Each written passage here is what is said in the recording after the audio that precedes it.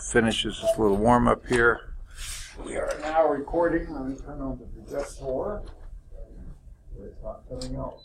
There it is. Okay. Now, just get a little bit of a feel for where we are and where we're heading. We're a little past halfway through, I think, chapter 6. Hopefully we'll finish this today. Sorry that we had a short class on last Thursday. I could have stayed longer. I'm sorry that I didn't, but my wife said we needed to leave by a certain time, and we found out it didn't need to be that early. But anyway, that's water way under the bridge. All right, so we're going to try to finish the chapter today, and then we'll have a lab on the electromagnetism part. That's the last lab in this chapter. The reason I hope we finish today is that we can have the test on chapter 6 on Thursday. Because if we do finish today and get started on chapter 8, that would be good, because chapter 8 is going to, we got Thursday to do that. I don't know if this is reasonable to think that we could finish it on Thursday and therefore have its test on Tuesday of next week. Okay? Don't know if that's possible or not. But if not, we can have the lab on Tuesday of next week, finish the chapter, have the lab on it, and then have the test on Thursday with the final exam. But I know at least one person said wouldn't be here on that Thursday, so asked to have it earlier. And I'm trying to finish things so we can have it earlier for those who choose. I'll be here Thursday, so there's no sweat with taking it on the regular time, but if those who do need to go, we'll try to do that. That means we've got to move along. Okay. Now. So you say a test on chapter 6 Thursday? We hope so. I hope that we can finish. Yeah, day after tomorrow, Thursday. Okay. If I can finish the chapter today, we'll have that test on Thursday. No problem. Huh? You can do it. Well, we'll see. Okay, and we do have a 2-hour lab today. It probably won't take you 2 hours, but I want to allow you at least 2 hours to do that. Okay. Now, let's talk about, I've had questions about this, and here is part of where the dilemma comes. I want to give you everything back so you can study it for the final, though I doubt if many of you are going to use that much of it, but some of you may. And that's why I want to move along so we'll be through with everything by Tuesday so you can have that last test. And then, but since Tuesday is technically a week from today, a class day, I can give you that day to get everything in. Okay, and I'll return everything at the first of class on Tuesday. If that doesn't work out well, we'll just have to see how it goes. But anyway, I'd like to be able to give you everything back. But if some of you are taking the test on Tuesday, that means I really feel like I need to get you everything back on Thursday, which means you have to get it in by Thursday. Which way would you rather go with that? Everything back on Tuesday, and that's the same day you take your final, those who are going to take it early, or would you like me to give you everything back on Thursday? If we do that, then I have to require everything to be in by Thursday. Thursday of this week. It gives me more time to study what we've already had tests on. All right, that's what I was thinking, but I didn't want to juxtapose my thoughts on top of what y'all wanted. So with that in mind, everything that's not been turned in, labs, completed tests, or whatever, I need those completed by the beginning of class on Thursday. Okay? So if you're missing a lab, get it to me by the beginning of class on Thursday. If you haven't done a test, you need to arrange with me to take that test before the beginning of class on Thursday. Okay? Even though we still have another class day, for those people who are going to take the final early because you got to be out of town, I want to be able to give you the stuff back, but I can't return stuff unless I make the cutoff then. Now, it should have been earlier, but I'm giving y'all slack, so get your stuff in by Thursday. Let me give you my office hours, okay? I'm with you today until you finish your lab, and I'll still be on campus till 8 o'clock. So you got some time today. Then on tomorrow, I have a small window of opportunity between, okay, that's my big time, 2 to 4 on tomorrow. I have a smaller window of time from 11:45 until 12:15. Just a half hour there. But I can, if you get to me during that time, I can get you going on something. Okay, and then on Thursday from 11:15 until class starts at 3:15. So that's the other last window of opportunity you have. All right. I've been meaning to tell my classes this too, and I forgot all day today until now. I'm probably not going to the Birmingham campus anymore this term, unless there's something I have to go for, because they did have a fire on the Birmingham campus in the building where I have my office, and everybody has moved into other things, so I really don't have an office over there unless they've gotten it all cleaned up now. Have you been on the Birmingham campus enough to know? Is the B building open yet? Okay, so I don't have an office there yet, so I'll be out here on Fridays. That's when I normally was on Birmingham campus. I'll be here Friday mornings, 8 to 12, basically. Okay? Now, one other thing. Have you done the student course evaluations? No. Yes, I've done it. Oh, excellent, Do I excellent. get a point for that? Okay. Question, how long did it take?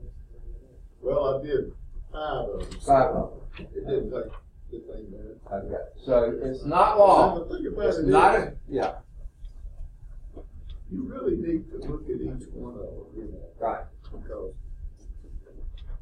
like, I had a class with this running in a wheelchair. And it says stands while teaching, right? Well, he does sometimes. Yeah, he does. Yeah. That's a ridiculous question. I've always found it. I've had adjunct instructors under me that can't stand, that literally Well, I work. wouldn't put it there, but Yeah. to do the thing justice, you need to look at them. Yeah. And answer them appropriately. And, You stand and you use all the stuff and the books and all that stuff. Yeah. And so anyway, please do them anyway, because those are valued. I value them. I use them to evaluate my instructors that are under me. I look at them to see ways I can improve my teaching. So please do those. And then they will give you a few other additional ones. Please do those. That may be the only feedback some of those offices have, is what they get, or the major one, what they get from their student course evaluation. Okay. Any questions? Please do those. I don't know if y'all realize this, or even if you care, but we have a SACS visit. That's our accrediting agency, Southern Association of Colleges and Schools. That's coming up in a couple years, and they will always look back to at least 3 years prior to see things like what participation do we have in student course evaluations. So I know the administration is going all hot and bothered about getting our numbers up with student course evaluations. So please give us a hand there and get it done. All right, any questions? All right. Where we left off last time was we're in Chapter 6, Electricity and Magnetism. We're in the magnetism half, and we're on magnetic poles on page 156. Okay? Now, when we were doing electricity, we talked about there being positive charges and negative charges. And around any charge, you have fields. Okay?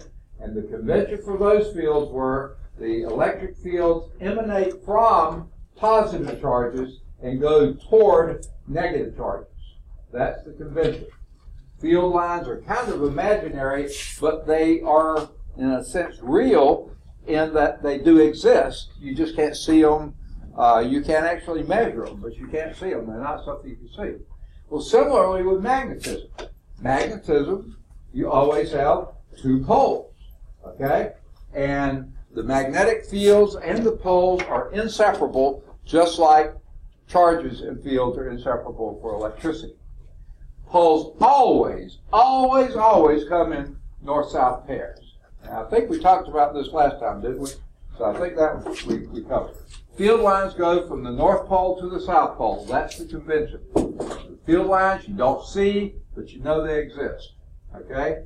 And like magnetic poles repel each other, unlike poles attract each other, just like electrical charges do. Same principle there. Okay? And this was the illustration I gave before. You can take a magnet and you can put this, say, a sheet of paper on top of it and sprinkle iron filings on top, and you'll see all the iron filings congregate around the north and the south pole, hardly any congregate in the middle. So if you broke that in two, trying to isolate the north pole from the south pole, as soon as you break it, that break becomes the south pole, they congregate there, this becomes the north pole, they congregate there. So you cannot isolate a north or a south magnetic pole. Just can't happen. Every time you break, no matter how small you break them, you get a north and a south pole. No matter how small. Think of your refrigerator magnets. Those things are probably about that thick, aren't they? One's a north side, one's a south pole.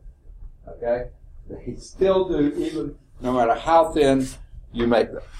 Okay? Any questions on that? All right. Here is the illustration of the field lines. They emanate from the North Pole to and point toward the South Pole. So always point away from the North Pole, always point toward the South Pole. How do you know they're there if you can't really see them? Well, one way is to get a compass, a magnetic compass, okay? If you hold it right here, it points, the north points that way, away from this, north, and as you move it along here, you'll see it bends just like the field lines do, okay? That would indicate. So in some places it's going in this direction, some that direction, some that direction. That follows the field lines, okay? So that's why we can trace them out and say they exist like this. Any questions? Poles and fields. Okay. There's a pretty nifty picture in your text. I don't think it's going to show up here, so I think I'll take the opportunity to show it. This is a pretty strong-looking bar magnet, and they've dipped it into iron filings, and look at those filings. And you can see they stand up, going out in all directions. They're basically emanate as the field lines do. So that's more of a tactile illustration of field lines. Those iron filings are doing exactly what the field lines are doing. Now, someone had to wipe off the north and south so you could see the letters there, but they would have been there just as well. Okay. Now, what is the source of the magnetic field? What were the three elements that are naturally occurring magnetic materials? There are only three. All three metals. Come on.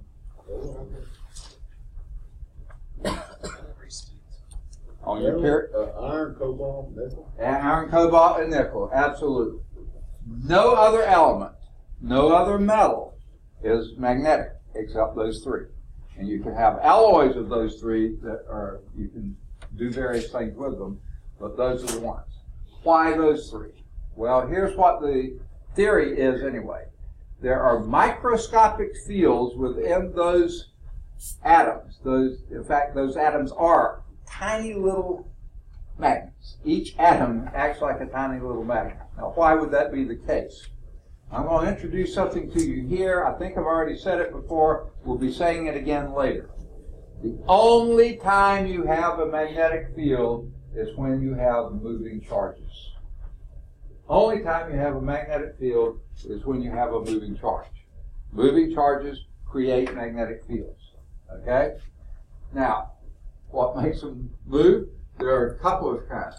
You have the spinning of some of the subatomic atomic particles like electrons and protons that have charge. That's a motion, and that induces a field. And then you have the orbital motions of electrons around the atom. Okay? Now, certainly, every element out there, their electrons and protons spin, and they orbit around the nucleus. But they're not magnetic. There's something about the structure of iron, nickel, and cobalt that one direction gets a priority. In the others, okay, let's just say some other proton here, or nucleus here. You can have electrons doing this and that and this, and all the fields that would be produced cancel out. Okay? There aren't any fields, no residual field. But iron, nickel, and cobalt have a structure such that there is some orientation that if the spins and the orbital motions are just so, then they produce, every atom acts like a little magnet. Okay? But not all iron, nickel, and cobalt is magnetic. It can be made magnetic, but it isn't. Okay? Well, what happens there, and we'll talk about that in a later slide, so let me hold off on that for a minute. Okay? Now, we don't live in the microscopic realm. Okay? We live in the macroscopic realm. We have several types of magnets. Okay? Some we call permanent magnets. Oh, I didn't see you come in. Sorry. Michael's here. Anyone else come in? I didn't see. Okay. Permanent magnets are those either natively occurring lodestone, we talked about that earlier, naturally occurring magnets that, because of Earth's, the way the Earth formed and stuff, they are magnetic. Okay? We have the Earth itself is a big magnetic field, and guess what? That's because of moving charges. Now, do we know exactly the situation there? I don't know if any of them really do, but here's what we do know. The Earth is not solid, believe it or not. I'm not talking about the oceans. Oceans are just a little bit of water, puddles of water on the surface of the crust of the planet. Okay, but inside the planet, yeah, underneath the oceans is solid rock, and you can go down and go down, and you go through a whole bunch of solid rock, a whole bunch. Okay, but at some point you run into molten material, molten rock, melted rock, and there's an outer core that is totally molten rock. Okay. And you keep on going down. Of course, you can't really go down, but theoretically. And then you're going to hit the solid core again. The inner core is solid. But that outer core is molten, liquid. And as the Earth spins, and of course it does, the solid part has to spin right with the Earth. The liquid part can sort of slosh around, and doesn't have to spin. So you have a solid surface moving across a liquid surface, you might say, or boundary, and that knocks off electrons. And those electrons spin around the core. That's what produces the Earth's magnetic field, or theoretically anyway. Okay.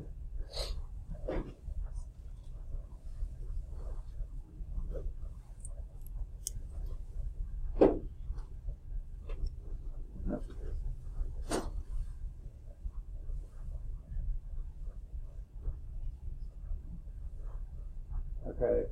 Oh, you were here before. Okay. I was thinking you came in with a book bag. I said, who is this man? Well, I saw you. I said, yeah, I already got you here. Okay. So the Earth itself acts like a big magnet with a significant magnetic field. And like I said before, anytime you have a moving charge, you have an induced magnetic field. Guess what a moving charge is called? Electric current. Okay? That's exactly what we did in the first half of the chapter. Now, does that mean every wire in here is basically a little magnet? No. Okay? This wire actually would be if it didn't have so much insulation on it. Why? Because this is direct current. This part back here is alternating current. And with the alternating current, the charges are going just as fast as they can, so the fields are going, so they all cancel out. Okay? There is no magnetic field induced by alternating current because it changes so rapidly you don't have an established field. With direct current, however, you do. Okay? So anytime you have direct current, you are inducing a magnetic field. We'll see that in the lab we do today. And that leads to what we call electromagnets. What an electromagnet is and we'll talk about this a little bit later too, it's a coil through which direct current travels with an iron core inside the coil. We'll talk about that later. So let's look at the permanent magnets, okay? This is what I kept saying. There are only three basic ferromagnetic materials. What are they? Iron, cobalt, and nickel. Very good.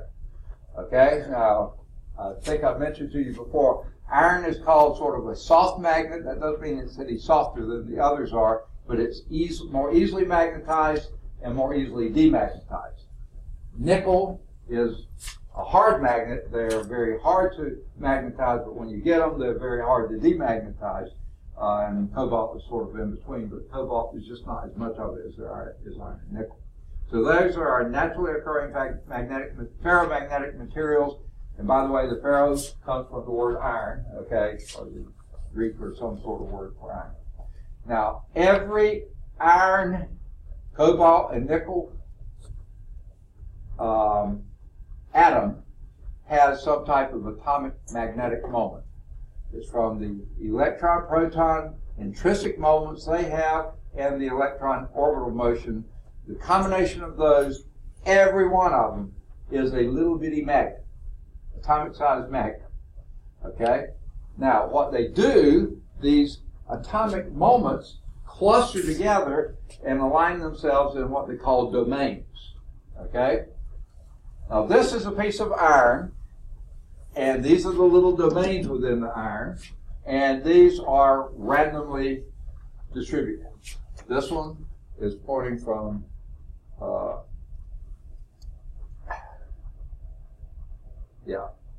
pointing from north to south, north here, south here, because it always points away from north toward south. This one, though, is pointing in the opposite direction. This one's pointing down, that one's pointing up. This one's pointing, So they're randomly established that this piece of iron is not magnetized, okay, because the domains are randomly distributed. Most of the time, that's going to be the case, okay? However, if you do something to disturb them, as in put them in a strong magnetic field, like bring up a very strong magnet and line it up here, then those domains here tend to align themselves with the field. You'll still have some that are randomly not aligned with the field, but the majority of them do align. Now suddenly that becomes a magnet. Okay? Let's go back to, oh no, it wasn't on there. Sorry about that. Let's go back to this picture I held up earlier. Okay? Now these little iron filings you'll see later, they are tiny, tiny, tiny little bits of iron. There are none of them as long as from here to there. These are all stuck together. If you took your fingers and did that, you'd find out there's thousands, tens of thousands of those little particles. But what they do, they align themselves there, just like this is done. Normally, they're not magnetic. You put it in a strong magnetic field, then they all align themselves that way. This one's attached to one right behind it, to one right behind it, to one. There's probably, I'm guessing, several hundred before you get to the magnet. Individual little particles that have aligned themselves according to that field. Okay? You'll see and sense that in lab today, if you might bother to do so. Okay? So, these are clusters and domains. Normally, they're randomly oriented, so they're not magnetic, but when they become magnetized, the domains are aligned. Now, they can become magnetized when you put them in the presence of a field. They become aligned, and they become magnets. But then if you remove the field, they go back to being random again. Unless you do something to jar them, or to, I like to use the word perturb them, so that they become permanently aligned. Okay? I'll give you, and this really happened to me. Okay? I wasn't expecting it, and it did. I think earlier I told you of the saga of digging out the patio, right? Well, before I did that, and I think I told you this part too, our whoever had built the done the work in the yard, our garage sits over just maybe not even 4 feet from the property line. Okay, and they had put a lean-to shed behind the garage, and then they just took the wall of the shed and continued with the privacy fence between ours and the next yard. Well, the privacy fence was all in pretty bad shape. The shed was in terrible shape, so I was going to replace it. But when they did the survey, of course, the property line was over there, not where the wall was. So I talked with the neighbor, and she was renting. She talked with the landlady and said, yeah, we know that. We've been mowing 4 feet of your yard all this time, but they didn't mind. They had more yard. I said, well, I'm going to put in a new privacy fence. Do you mind if I put it back on the property line? Don't know, for all means, do it. So I was having to do that, and I was lining up, and remember we're on a hillside too, trying to line up to get the post along a straight line.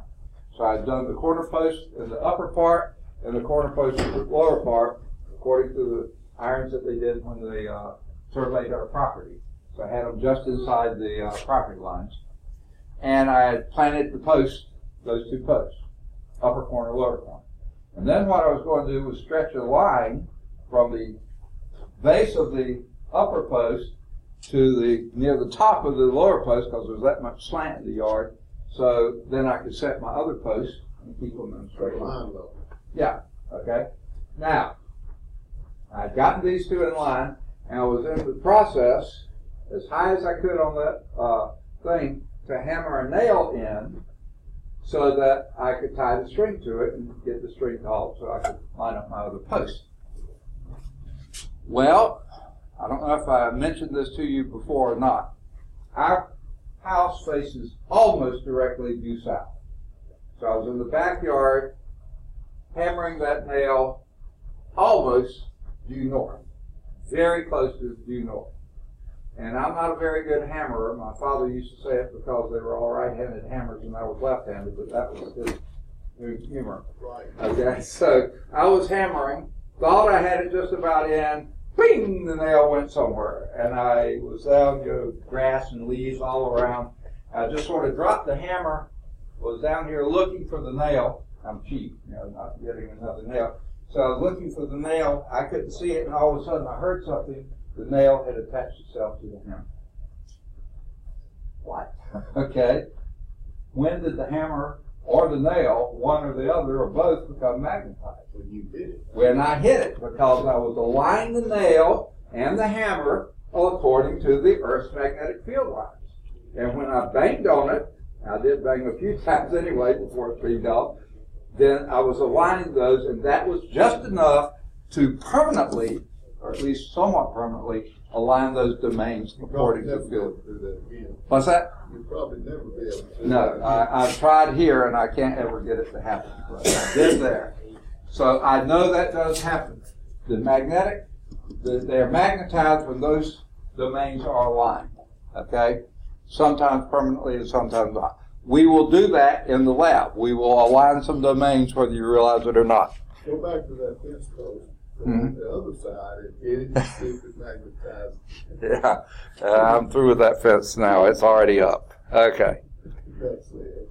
Now, so let's talk about the Earth's magnetic field. Remember, there were 4 topics there. Permanent magnets, we just did. Earth's magnetic field. That originates deep beneath the surface of the Earth from currents in the molten core, the liquid core, that just swirl around in there. And because they carry charges with them, there you have moving charges, and the moving charge induces a magnetic field. Now here's the weird thing.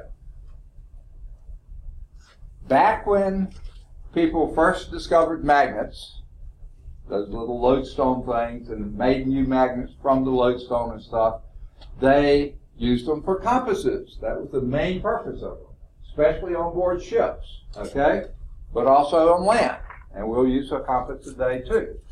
Well, they named the point of the compass that went toward the north, I'm sorry if it faced this way, toward the North Pole, because it always pointed north.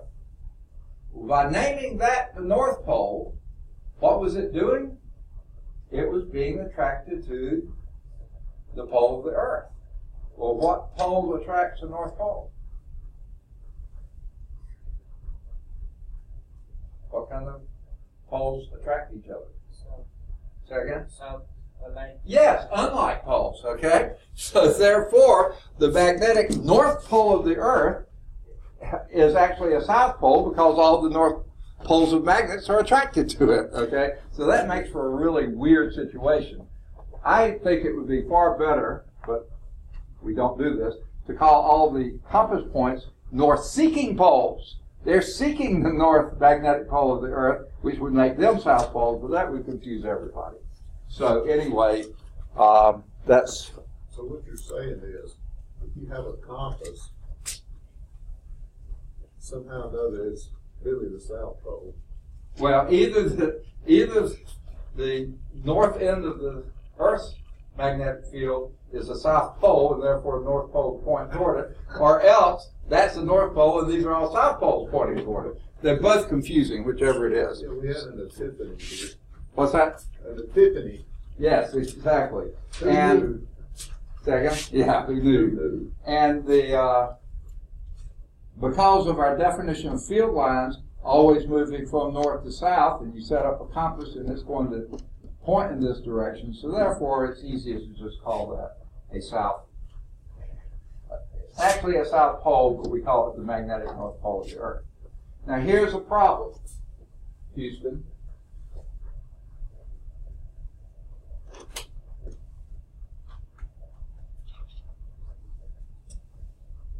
What is the real North Pole of the Earth? What constitutes, what makes it a North Pole?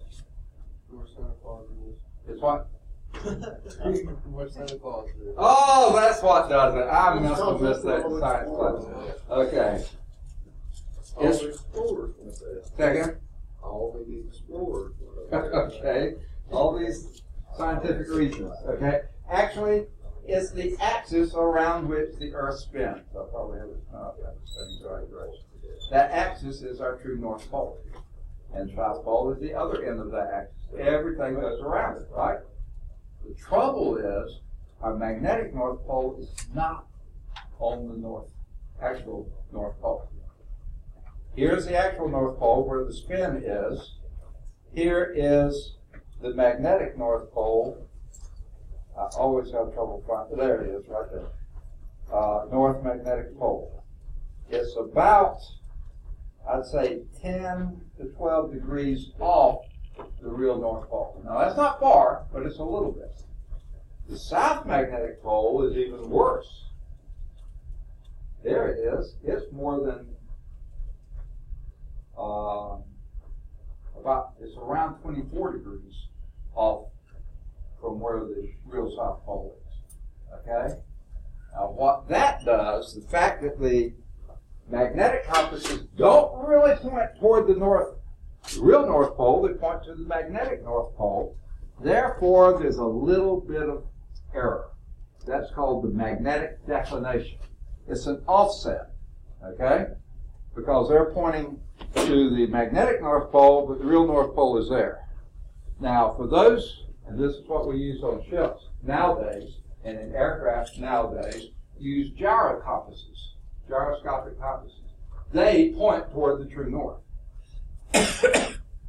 But they have to be powered to some extent because they won't spin forever, so you have to have power. So if you ever lose power, your gyroscopes go down. And then you have to bring them back up, so you always have to have the backup of the magnetic north compass. Are you going to tell us why that doesn't? I don't know why. Okay, here's my guess, though. My guess is that that stuff inside the Earth that's spinning, right in the center. yeah, it's not a perfect sphere or anything close to it. It's just mingling around there, and it winds up somewhere like this. Now, not only is it not aligned exactly, but it also drifts a little It's bit. not exactly the same every time. Right, all the time, exactly. In the short time that mankind has known about magnets and compasses, okay, if you were to take the Big Bang or whatever you want to call when we first came into being here, and that's present day here, the time that we've been understanding all this is right about there, okay?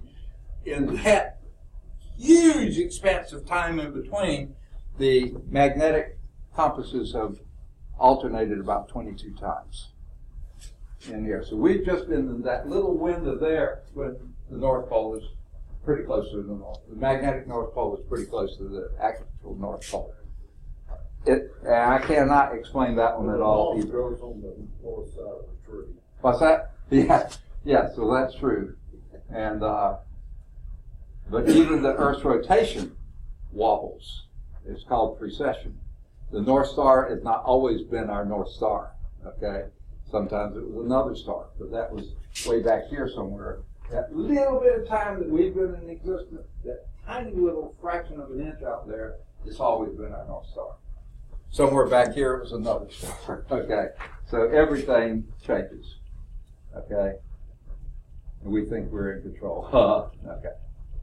Now, that's the magnetic declination.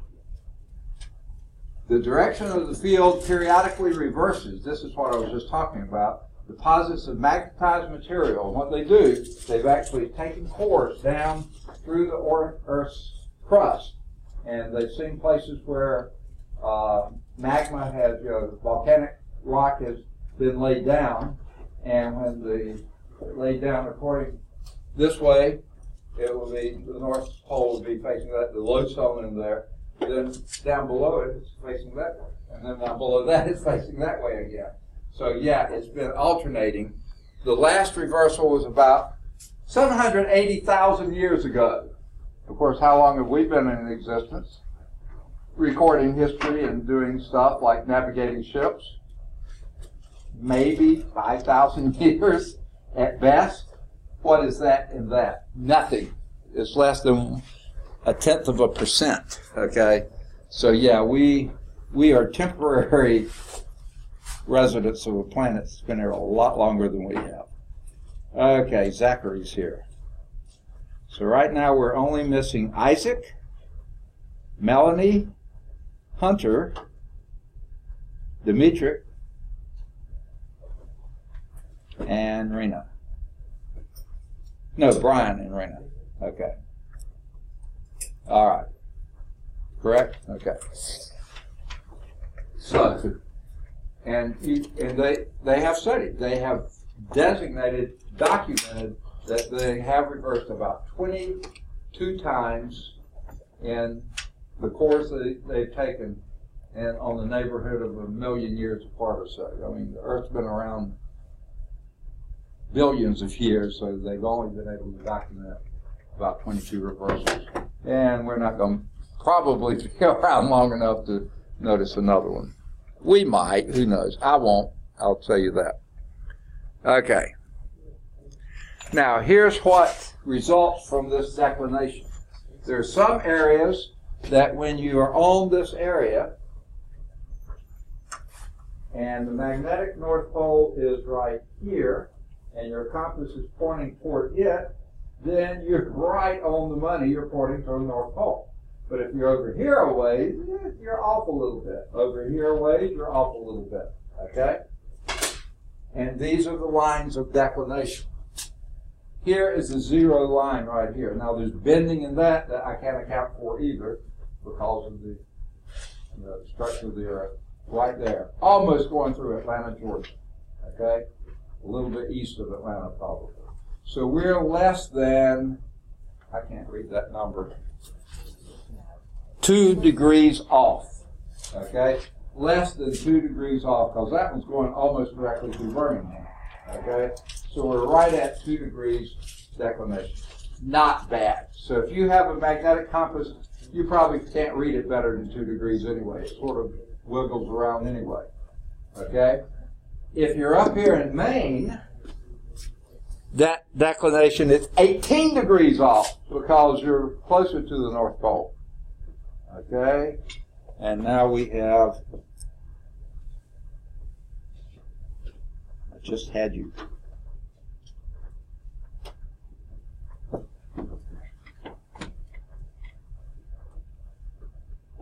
Goodness gracious, where are you here?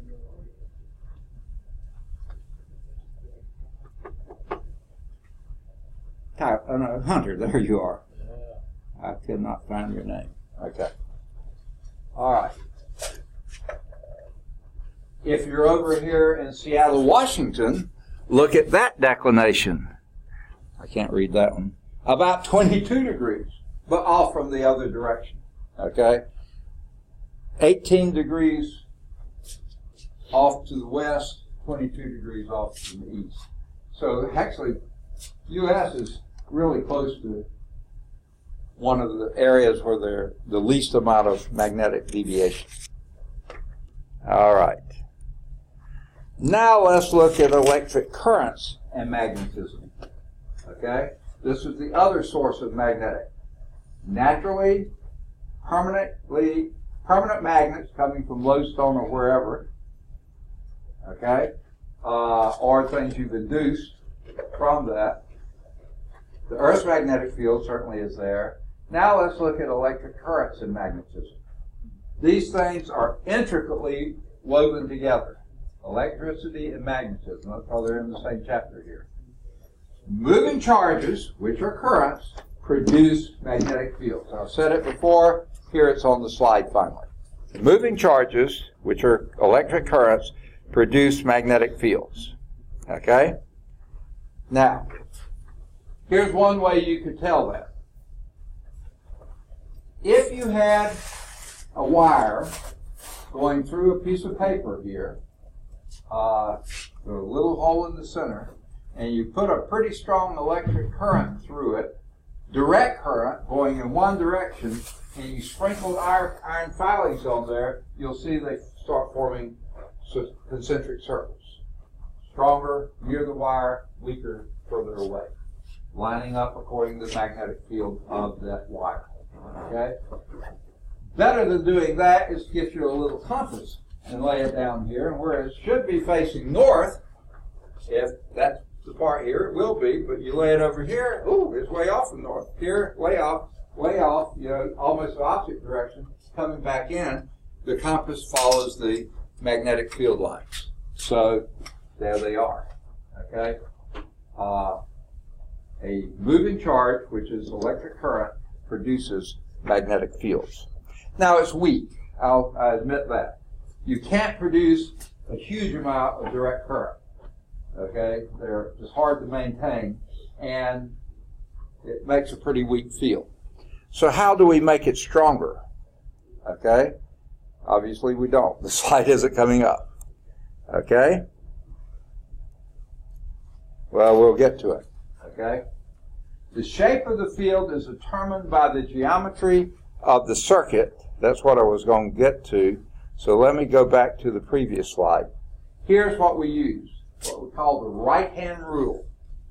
If you point your thumb on your right hand in the direction of the conventional current, that's in the opposite direction of electron current. Remember, conventional current is the direction of positive charge would move if it were moving. Remember, you did that on the previous lab, 2 labs ago. Point your thumb in the direction of the conventional current, your fingers will point in the direction of that magnetic field. Okay? Always right-hand rule. If you point in the conventional current, remember conventional current is opposite direction of the electron current. Okay? Okay, is that negative or positive? Say again? Negative or positive? Okay? The electrons are negatively charged. So therefore, they're going in the opposite direction of a conventional current, which would be direction of positive charge would move if there were positive charges. Okay. And that's why the magnetic field. So here's going from north to south, from north to south. So see, from north, from this is pointing in the direction of the field. Okay. Now, a single wire will produce a very weak but measurable magnetic field, but pretty weak. So what we can do is take that wire and make it into a coil, okay? And every coil of that wire, the the field is doing this. Now notice, the center of that is always, the field is up, and on the outside, the field is down. And those add, and they add, and they add. That's called the superposition principle. Now that Melanie is here, let's find you on the roll. So now we're only missing Isaac, Demetric, Brian, and Raina. I know Raina's probably not going to make it today because she was here earlier. He was here earlier, and he said that he had a doctor's appointment this morning and had to make up his hours at work this afternoon, so he wouldn't be able to make it. So that's what a coil will do for you. Anyone know what you call a coil of wire in your automobiles that uses its magnetic field? Say again? Well, it probably has coils in it, but a single coil of wire that does something. It's not just in automobiles, and all sorts of things. Have you ever heard the term a solenoid? Exactly a coil of wire that is using a magnetic field. So current loops, every loop adds to that field, and adds to the field, and adds to the field. So after a while, you get a really strong magnetic field from that same current flowing through that same wire, but now you've made the current loops. And that's what a solenoid is, basically. Okay? So here's the illustration that I was talking about. Now, again, they're showing electron current. If the conventional current would be the opposite way. So you see the right-hand rule show that the field lines are pointing up in the center of the coil and down on the outside of the coil, which would make that act like the north was up here and the south down there, because it always points from north to south. And did I say that right? No, north down here, south up here. Because inside the coil it would be doing that. Now that's because conventional current is what you use the right-hand rule with. Okay, make a series of those. Oh, okay, so here's what I was just saying. The North Pole would be up here.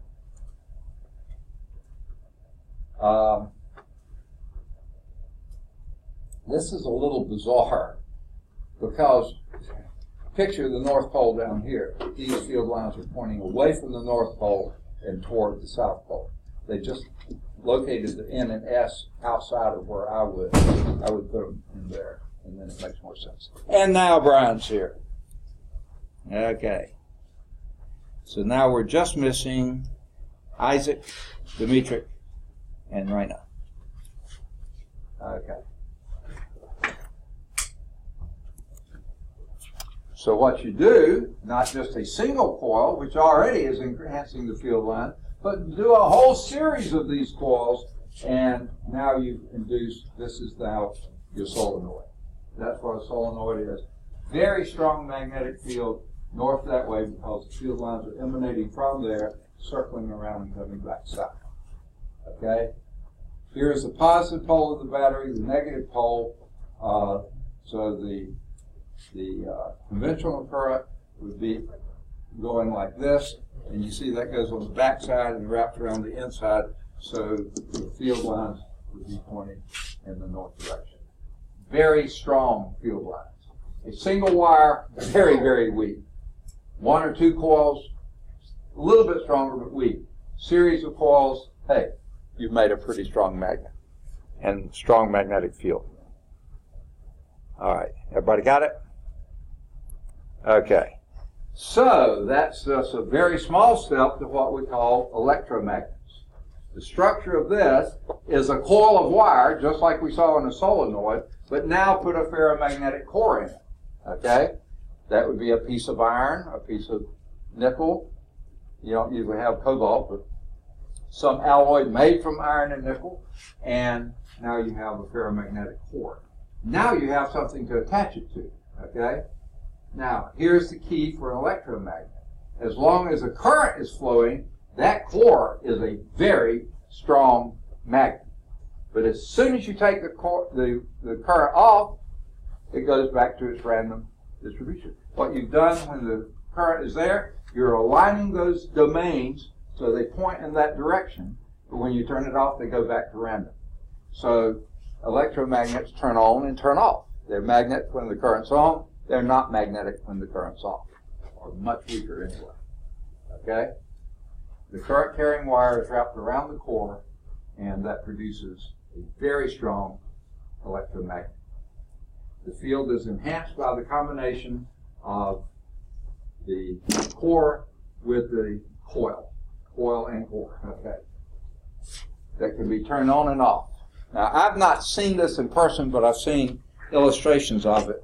Have any of you been down to Mobile at the port there where they load up these big container ships? Container ships are loaded with the containers. In the old days, what they had to do was strap those loads on the dock or wherever you were and put them, in some sort of a strapping and pick them up and move them across, drop them, and then take all the strapping off. Well, if you didn't get everything balanced well, somewhere in flight, especially if you move too fast or something could come falling out, people could get hurt. Your stuff that you're trying to ship could be damaged. Not a good picture. So what do they do today? They haul the containers down on tractor-trailer trucks, and they just disconnect them to the chassis and put an electromagnet on top because it's metal. It's a magnetizable material. Turn on the current, pick them up, move them over, set them down, turn off the current. Not a chance to drop them. Yes. And they're backed up by a regular magnet in case of power loss. Oh, really? I didn't know that. It makes sense that they would. But boy, not many regular magnets are that strong, but at least it can hold it for a little time. It's standard in the industry. Wow. Okay, I did not know. That's what I worked in for. Yeah. Okay. I'm not saying all of them do, but right. if you have a power loss, yeah, you're in serious trouble. Or as back them up with it. Yeah, used to say in the Navy, deep doo-doo, but whatever. Okay. So anyway, no, we didn't say that. Okay. So that's one place they use electromagnets, loading or unloading container ships.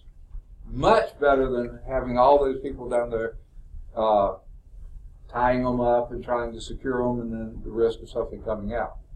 Okay? A lot less manpower required.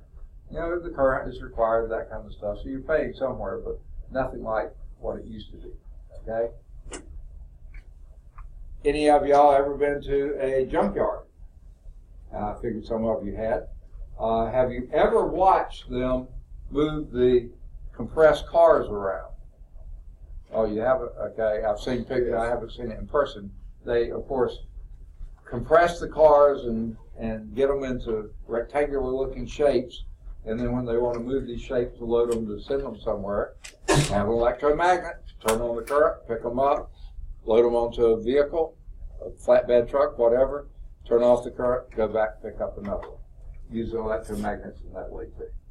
Okay? Because most of a crushed car is metal. Okay? Even today, it's still a lot of metal. But that's not the only place electromagnets are used. Used in many applications. Just about every meter, switch, speaker, motor, and things like this is filled with electromagnets of one shape, size, or description.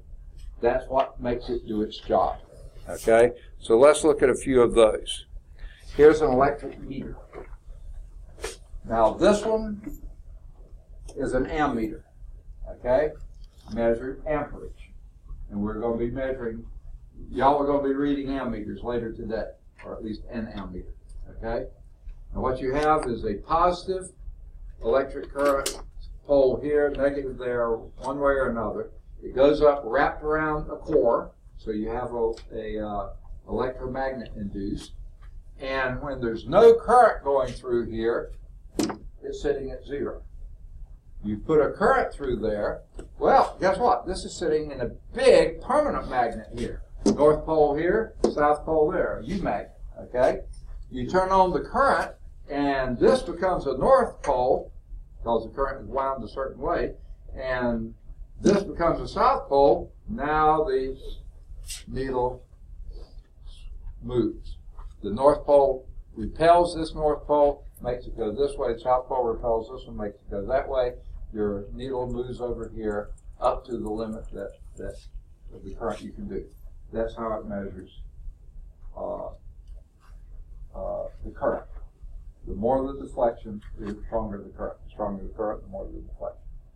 Okay, because of that permanent field that's set up. It's permanently like this. The induced field, if it's a weak field, it turns it a little bit. Stronger field turns it more up to the limit that you measure. Okay? Now, you can measure current that way, but because current is directly proportional to voltage, you change your scale and you made it a voltmeter. By the same principle. The greater voltage, the more current, and now you're measuring volts rather than amps. Do the reciprocal of that, and you've got an ohm meter. I don't know if you've ever dealt with an analog ohm meter, but its scale is usually set up exactly the opposite of a voltmeter and an ammeter. To read this way, the ohm meter reads that way. On the old analog. Nowadays, they actually switch the current inside when you go to switch it to ohm meter mode. Okay. So it can be modified to measure potential, which is a voltmeter, or resistance, that would be an ohm meter. We use digital these days, so we don't use I've got an old Simpson analog. that analog, yeah. And I have several down in the lab too, but it's a lot easier to get for y'all to get readings off of digital than it is. No, you use the scale here and you have to count, you know. But yeah. It's got multiple scales on it. Yeah, it does. And they're really neat to play around with. It's got a fuse in it too, it's rolled fuse. What's that? Yeah. And actually the digitals have fuses in them too. So. Oh yeah, I know, but I'm thinking. Yeah. But on these it's real easy, just change those scales without blowing it. Change the readings. Okay? But that's not the only place. Your meters, also your switches. I wish I could show you what's inside that box right there. Okay? It's sort of like the thermostat. It may be a more modern one that I wouldn't be able to describe, but the old thermostats actually had a coil, a bimetallic strip here, okay, and mercury in a vial that bimetallic strip influenced. And when it got too warm, then that would click over here and might turn off the heat. When it got too cool, okay, I probably did it backwards. When it got too cool, it would reduce like this, and that would turn on the heat. When it got warmer, the bimetallic strip would tighten up and then either turn off the switch or whatever. So from the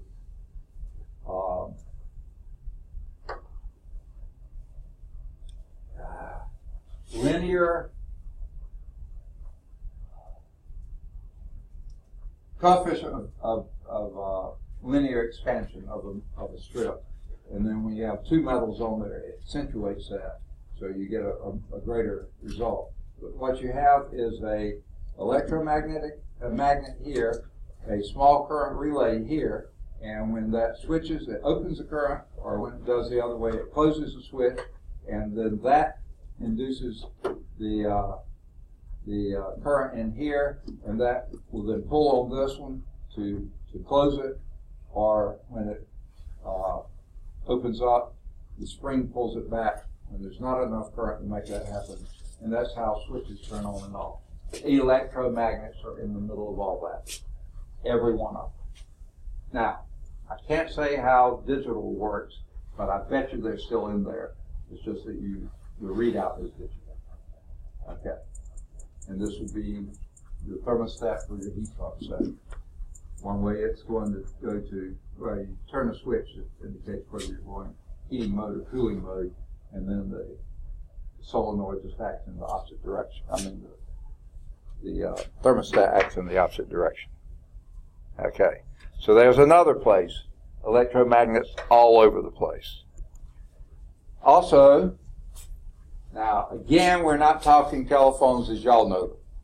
but telephones from the old days, where you actually had a receiver here, you spoke into this, and you listened through that, okay? I don't know how these electronic ones work. I couldn't even begin to tell you. But this is old technology here. But what you're doing, a telephone loudspeaker the old way. Now, loudspeaker's still the same. Your speakers on your stereo set. I assume people have speakers on stereo sets these days. They used to, but you go to a concert, and those big old speakers, they have electromagnets all over them, okay? What happens is, when you speak into the receiver on the old telephones, okay, your vibrations, you see sound waves is a pressure wave.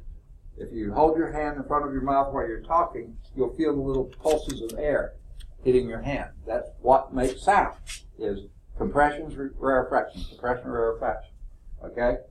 And that's how the acoustic waves convert to electric current, because those sounds vibrate carbon granules, pushing them closer together, which reduces their resistance, okay? Or when you have a rarefaction, they spread back out and they're more resistant. That change in resistance varies the current. When it varies the current, that changes the strength of the electromagnet, okay? On the other hand, the speaker, the varying current that came through the wire here, changes the electromagnet, moving a permanent magnet back and forth. That moving magnet vibrates a spring attached to a paper cone, and that produces a sound. Now, how in the world, it took a lot of technology to do this, but it's so good nowadays that you pick up a telephone, you can sometimes tell who's talking by the tone of their voice, by their cadence. You know, if it's someone you know, you can almost recognize them before they say their name. That it's that good. It produces that close to the same sound that went into it. Okay? It's coupling acoustic waves to electric currents. Electromagnets are at the core of all that. So here is what it's showing there. He's talking into this, the condensations, that's condensing the air, rarefaction, the distance between compression and rarefaction, goes into here. In here you have a metal diaphragm that sort of accentuates that, pressing carbon granules together or moving them further apart. That changes the electric current that they transmit. That changing current, changing resistance, changing current, goes through the wire to the receiving end. And then on the receiving end, the changing current either contracts or moves this permanent magnet back and forth. And as it does that, this paper cone here with a diaphragm here then sends out the air molecules pressed together, far apart, pressed together. Same way these went going in, it does coming out. And that's why you can hear up here what the other person say. Pretty remarkable technology. Alexander Graham Bell, pretty sharp dude, came up with the first telephone. Okay, another use of electromagnets is in electric motors. Okay, now what does electric motor do? Yeah, it takes electric energy and makes it into kinetic energy. That could be your weed eater. It could be starter on your car. That's an electric motor, right? When you connect, do your ignition switch, you're sending that to the battery. That starts the electric motor spinning, and that starts the whole process. Once it's done, then you release that, and the car is running on its own, basically, okay? But you have to get it going. What is that? It converts the electrical energy into mechanical or kinetic energy, okay? You have a field magnet, just like we did in the ammeter and voltmeter. You have that field magnet in place, okay? The field magnet is stationary, and then your armature is your electromagnet, okay? And what happens here, as soon as you initiate the current across this big, strong solenoid or electromagnet down here, you send juice through here, okay? and there's brushes here. And as soon as they connect, this that was neutral, just sitting here, now becomes, because of the way you wound the wires here, it becomes, and you have a direct current here, it has to be a direct current, it now becomes a north pole. So now this north pole repels that one, and it spins on the axis, okay, and it spins halfway around. And this south becomes the south, it repels it, so it spins halfway around about to here. This north makes it all the way to there, and then it would stop, except for two things. First, the momentum keeps it turning, but the second thing is you have what you call a commutator here. That as soon as you reach halfway around, there's a break, and then the brushes hit the other side. So now this becomes the south pole, and that becomes the north pole, and it continues the spinning. And that's how an electric motor works. All based on basically a couple of electromagnets tied together, one on the movable armature, and the commutator, which every half turn changes the direction of the thing, keeping the north poles repelling north poles and south poles repelling south poles. The commutator is important to that. We'll see one in the lab today. Okay. The armature rotates with interaction from the magnetic field. The commutator and brushes reverse the current every half turn, so you always have that repulsion going on, spinning the armature, keeping it turning. And that's what's happening in your electric starter on your car, your weed eater, lawnmowers, whatever, electric lawnmowers or whatever. That's any electric motor operates on that thing. Electric pump, a water pump, okay? It's spinning like that because of electromagnets, okay? Now,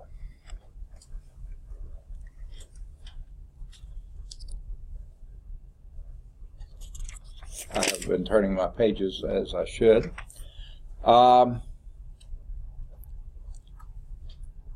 A little bizarre that they stuck this right in the middle of this. Oh, shucks. Okay, there we go. If I do too much vibration, something messes up here. But in your book, there's a concepts applied, which really is way out of place. This should have been back when we were first talking about batteries. Now, I asked most classes this, and people say, no, no, no. But whenever I ask the automotive students, they say, oh, yeah, of course, Ask this question. Have you ever had a battery in your mouth? How many of you have? In your mouth? Yeah, of course, yeah. I touched the 9 volt to it. Okay. Get a nice little ping? Okay. It'll light you up. Yes. But I bet you most of the rest of you have, whether you knew you had a magnet in your mouth, or, a battery in your mouth or not. Sorry, I can't talk. How many of you have fillings in at least one tooth? Okay, I do too. Okay. Most of the time those fillings are a silver composite filling. So it's mostly a metal. Okay. Have you ever accidentally bit down on a piece of aluminum foil?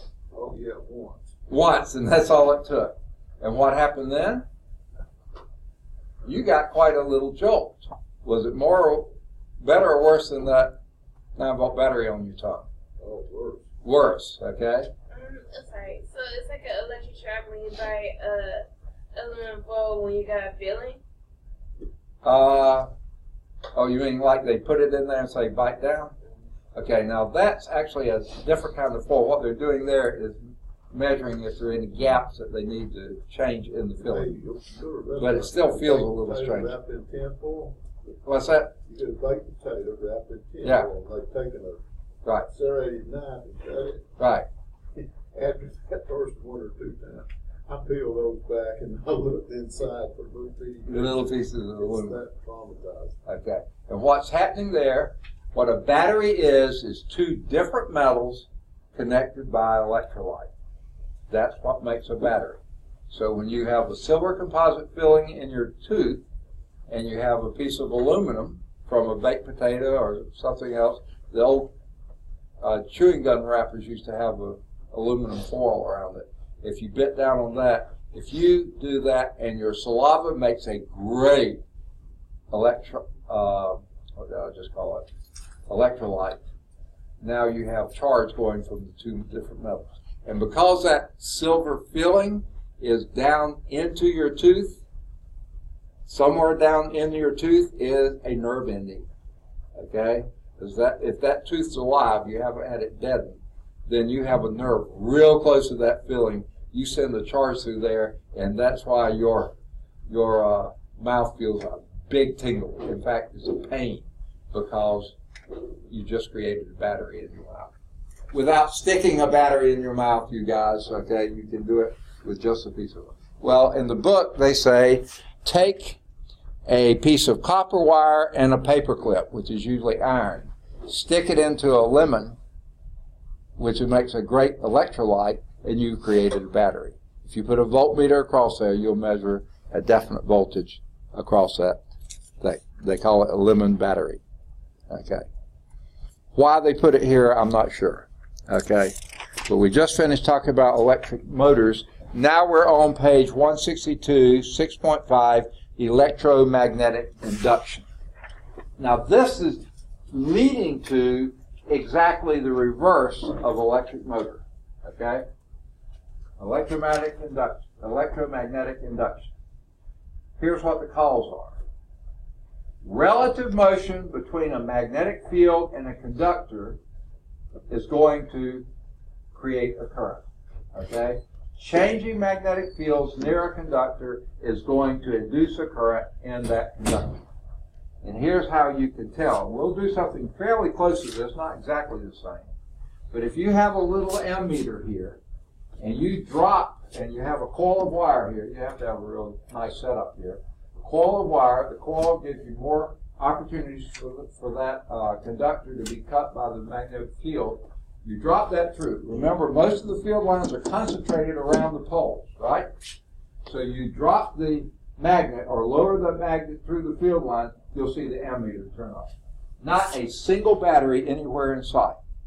But that is going to, the changing field lines from low field lines, high field lines, low field lines, that moving through that coil of wire will induce a current.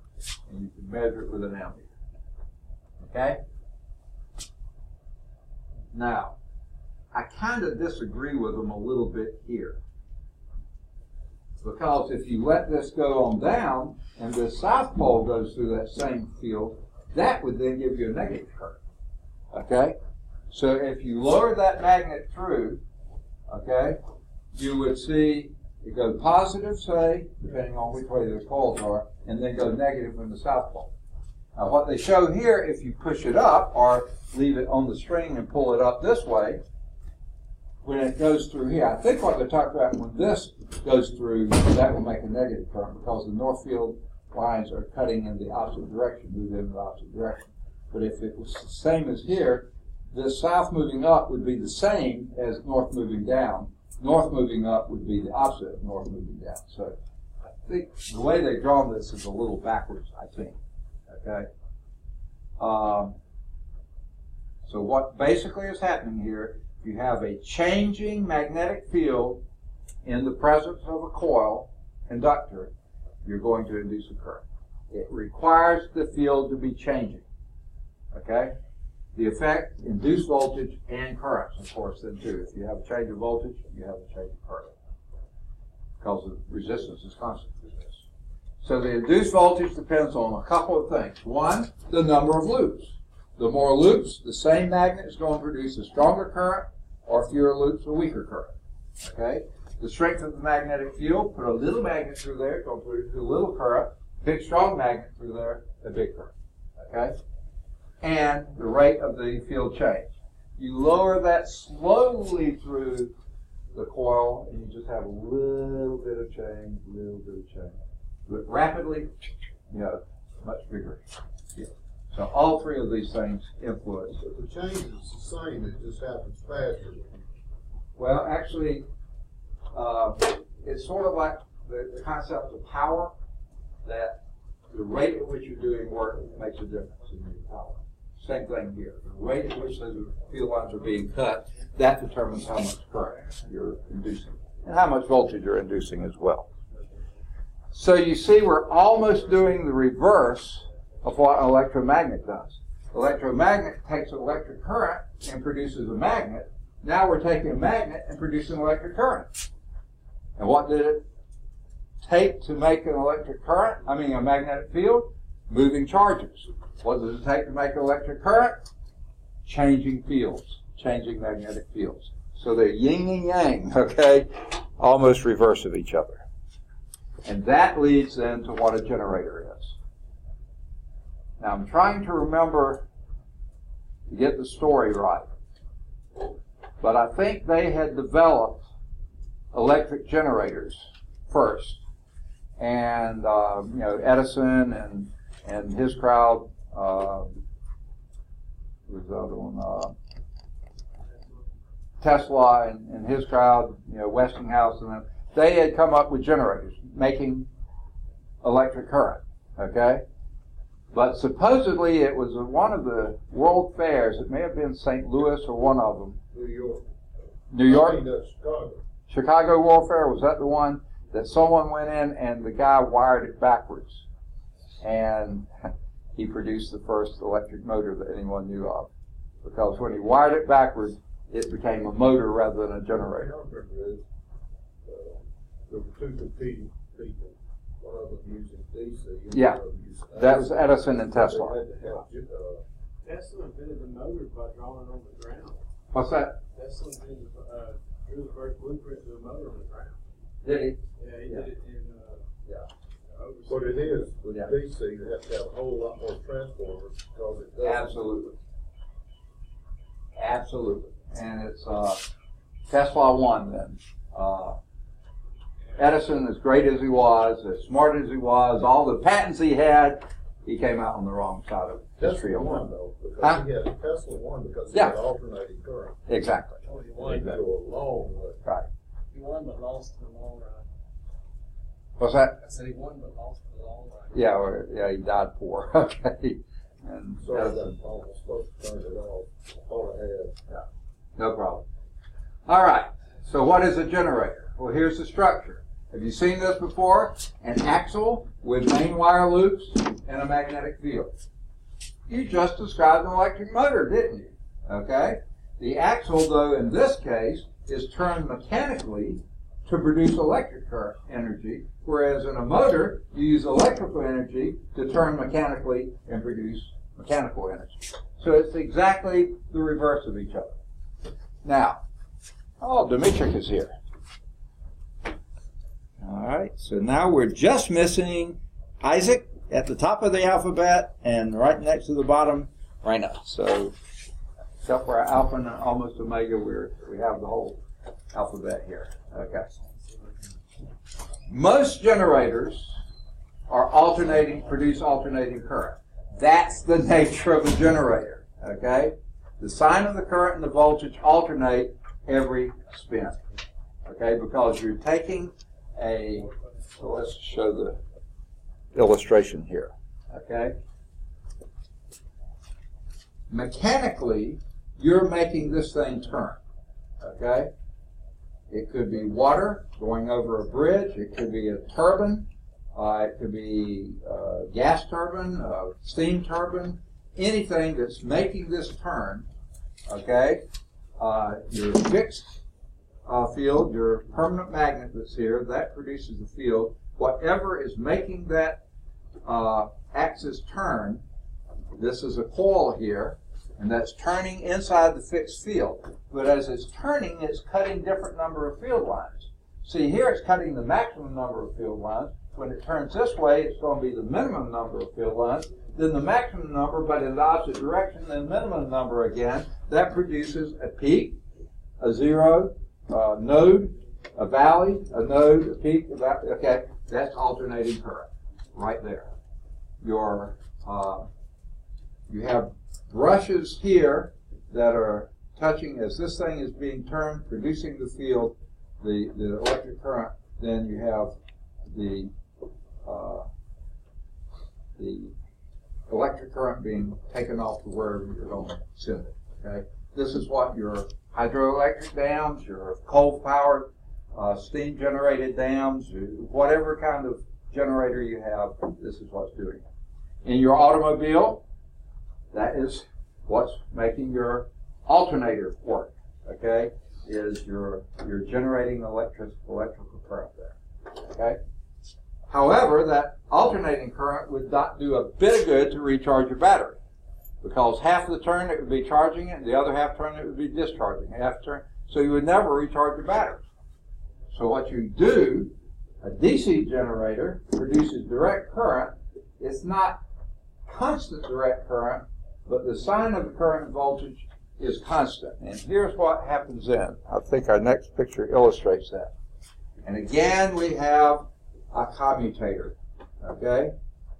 And here, half of this is here, half of it there. So when the axis is being rotated and you're producing positive current, right about the time it would change and go negative, then you flip, you go across the crack here, and now what was the positive side, that's the negative side.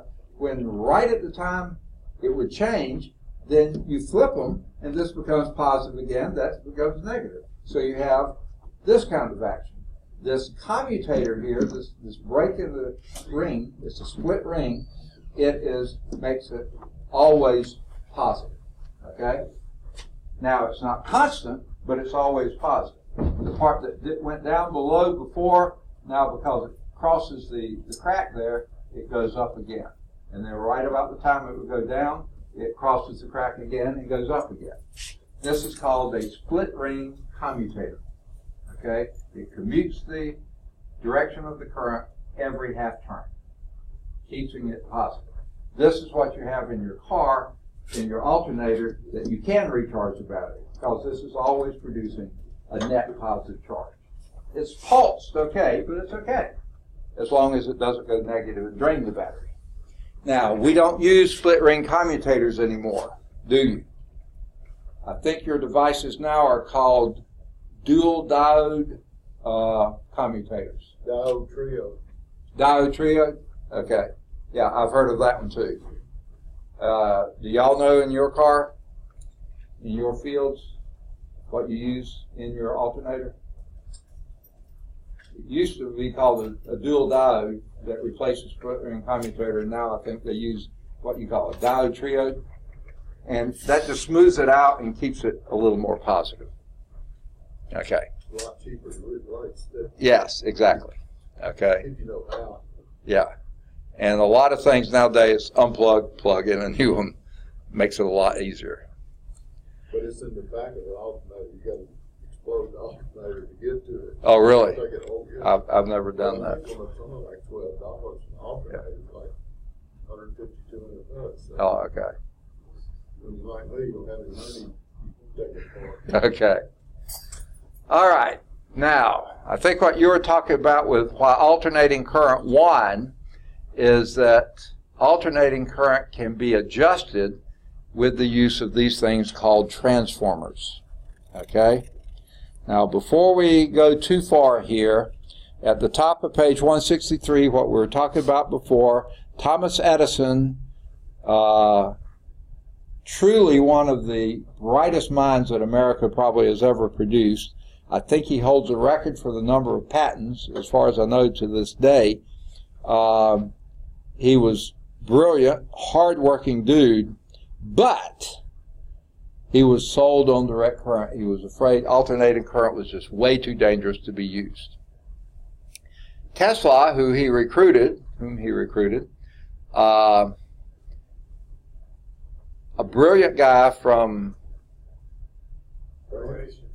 Second, Croatia. one more time. Croatia? Croatia. Yeah, Croatia. I knew it was either Serbia or Croatia. I just couldn't remember which. And what? Yeah, what was Yugoslavia? Was a combined Serbia, Croatia, Herzegovina. I mean, a whole bunch of them packed together. Now they're separated again. But anyway, he came over, poor immigrant, and Edison basically used him big time. and probably didn't pay him enough for his brilliance and stuff, but he was convinced that alternating current could be used wisely. They fought like cats and dogs. Finally, he split off and went to work for George Westinghouse. We still have appliances named Westinghouse, okay? But he was convinced that also that alternating current was the way to go. So he pulled Tesla over, Croatian-born, that's what it says here. And so they, together, Westinghouse and Tesla really brought alternating current to life, okay? Now, I think Westinghouse probably used Tesla too and probably didn't pay him enough, because Tesla seemed always to be on the verge of poverty, and I think died a pauper. But he had an awful lot of things, and y'all have named a few of them already. So anyway, that's the top of the page. Now we move down the page to transformers, okay? Now, what a transformer does, here's the problem with transmitting any kind of electricity. If you have high current, you produce a lot of heat, okay? So high current comes from, and basically, I want to remind you, what was your power formula? Anyone remember it? In electrical power, what was it? What was electrical power? Should be something you hang on to. Wait, I just hit the wrong thing. Yes, what did you just say?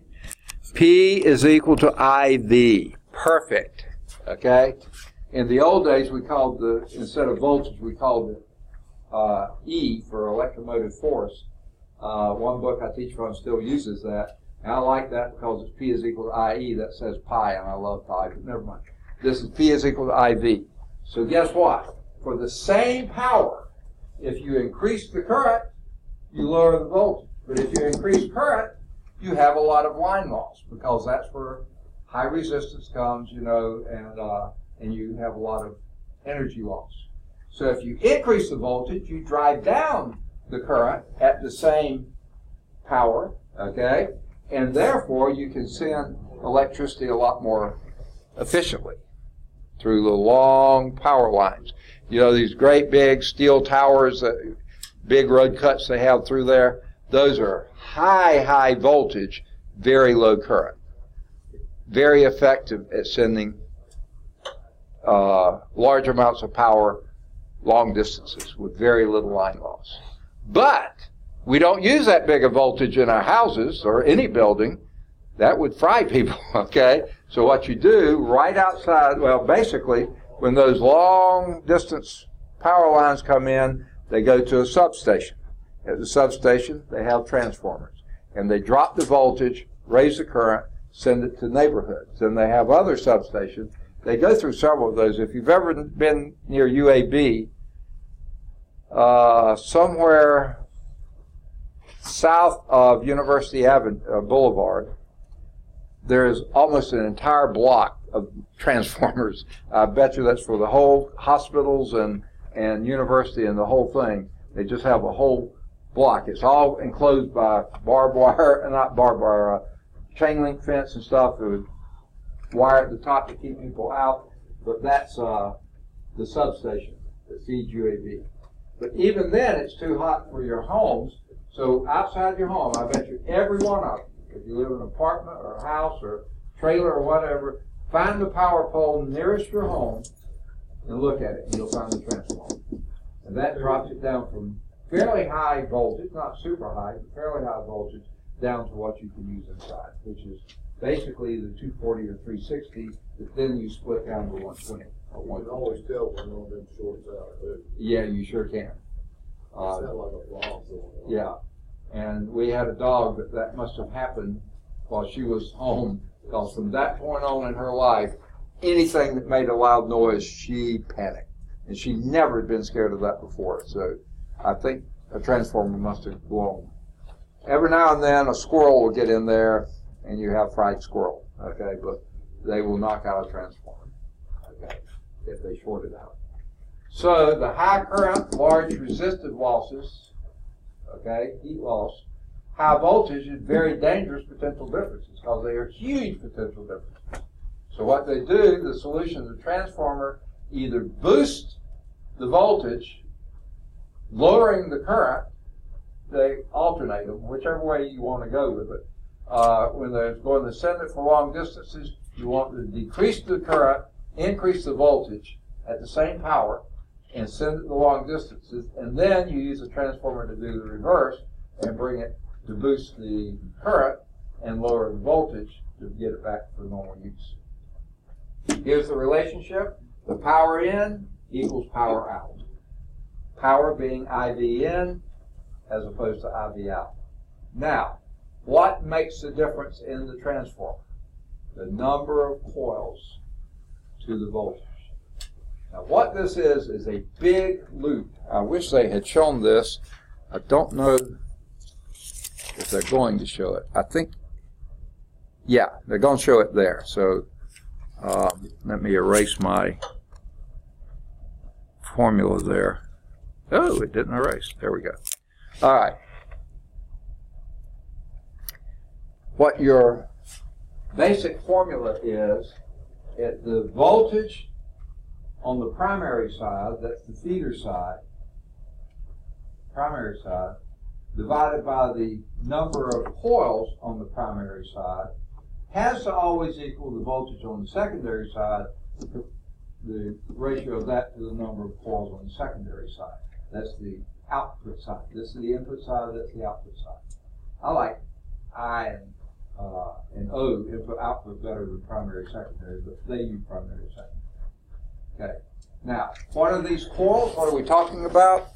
This. Okay.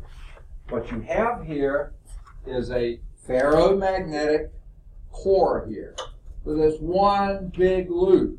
Okay. It's not quite an electromagnet, but it sort of acts like one. What happens here, say you have, this is called, going this way, is a step-down transformer. We did some exterior house lighting. My wife wanted more light on the outside because it was scary when she came home, but also wanted to highlight the windows. And we live in an old 1930 Tudor house, and accent the Tudor shape there, and also a crepe myrtle tree that was there. And so we did a step-down transformer, 120 volts from the plug into the wall, okay, 10 turns here, okay, around this common core, only one turn over here. Now I'm not saying this is what we use, and that looks like a 13. That should be a 12, because the ratio of 120 volts to 10 turns is the same as 12 volts to 1 turn. This divided by that. Please tell me that is a 12. It looks like a 13. Yeah, it is a 12. Okay. Yeah, I can see it now. Okay. However, a step-up transformer, and when we say up and down, we're talking voltages.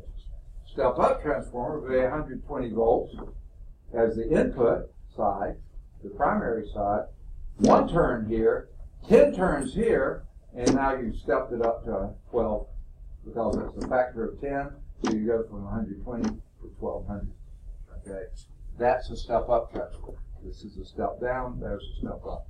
The ratio of voltage to turns on the primary side is the same as the ratio of voltage to turns on this is 120 to 10 is 12 to 1. 120 to 1 is the same as 1200 to 10. The ratio is the same. Okay, this is what they do. So when we were doing the house lighting, we had a step-down transformer which went from 120 volts to around 6 to 8 volts, something like that. So if anyone did, cut into a wire or, a squirrel bit in, well, a squirrel biting into it probably won't kill the squirrel anyway. But you wouldn't get shocked with 120 volts. It would only be 8 volts. You could probably handle that. Okay, that just took that off. Now, finally, boy, we went a long time today with no examples. want to make sure I didn't miss any. Nope, didn't. All right, so let's do example 6.9. How are we doing time-wise? 5 o'clock. Huh? 5 o'clock? Okay, we got up till 5:45. I think we're going to make it. Okay? Let's do example 6.9. Let me see if I can go back and find some room to work. This may be the only place I have to work, so let's try it here. A step-up transformer has 5 loops in the primary coil.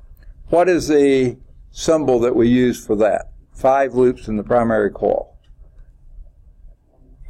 You'll find it on this page. That's N sub P. So N sub P is equal to 5. Okay? And 20 loops on the secondary coil. What would that be? N sub S is 20 loops. Okay? If the primary coil is supplied with an alternate... by the way, these transformers only work with alternating current. They will not work with DC, direct current. Why? Okay? Because it takes a changing current to induce a magnetic field. Remember, a changing current induces a magnetic field, and a changing magnetic field induces a current. If this were DC, nothing would be changing. So it would not work at all. It's the fact that you have a changing current here makes a changing magnetic field. The changing magnetic field produces a changing current here. Only way that can work. Okay? So, let's go back. All right. If the primary coil is supplied with an alternating current of 120 volts, what would that be in our symbology here? V sub P is 120 volts. The question is, what would be the voltage in the secondary coil? You tell me, is it stepped up or stepped down? Step down. No, it's up. Because the ratio is this. This to that as VP is to VS. So you do this to that as VP is to 20. Okay? So if you can ignore the VPs and NSs, here's how you solve a proportion. When you have 2 ratios equal to each other, that's called a proportion. Cross multiply. Okay? 5 VP is equal to 20 times 120 would be 2400. Divide both sides by 5, and you have VP, I'm sorry, that's VS. Why did you let me get away with that? Okay, that's VS, voltage on the secondary side. Made no sense. Oops, one more I missed. Okay, now I think I got it right. VS, VS.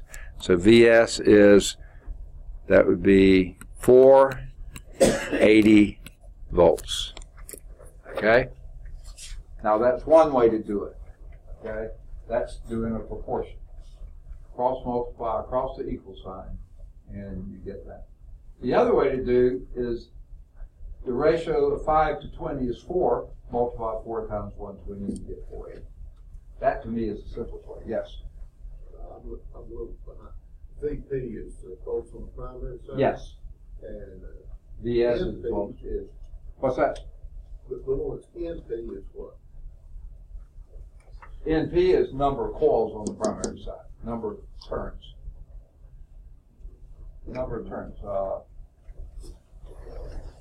If you can see underneath But this. you have 20 on the secondary side? Yeah. 5 on the primary side, 20 on the secondary. It would be like this one, only a little different. This is a 1 to 10. This would be 5 to 20. But that's a step up transformer. That's a step up transformer. Okay, Yeah, I told them, no, it was actually a step up. So you see the voltage increase from 120 to 480. By a factor of 4, because the turns had a factor of 4. 5 to 20 is a factor of 4. 120 to 480 is a factor of 4. Okay. Make sense? Yeah, good. Okay, good. All right, that was example 6.9. 480 is what they got. Let's do 610. Let me get this off of there.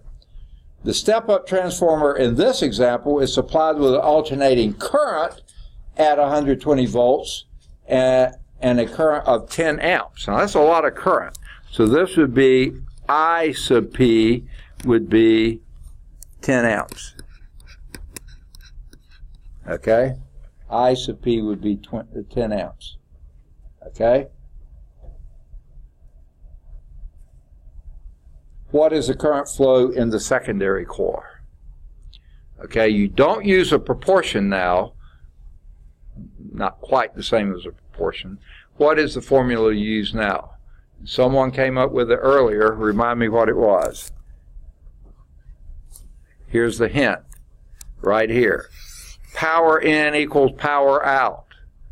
What's your power in? Electrical power is? Okay. What is electrical power? Someone said it earlier. 120 volts. That's not power. That's voltage. Power is what? Say again? Let's go back here.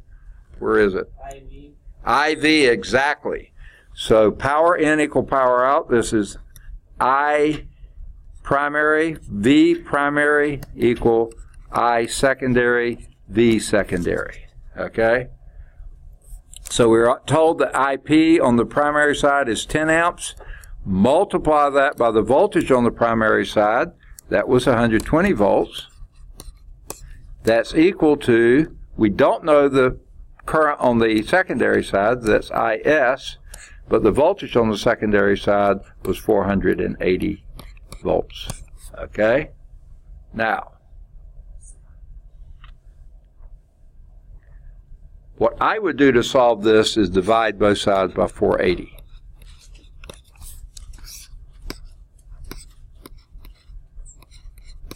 Okay?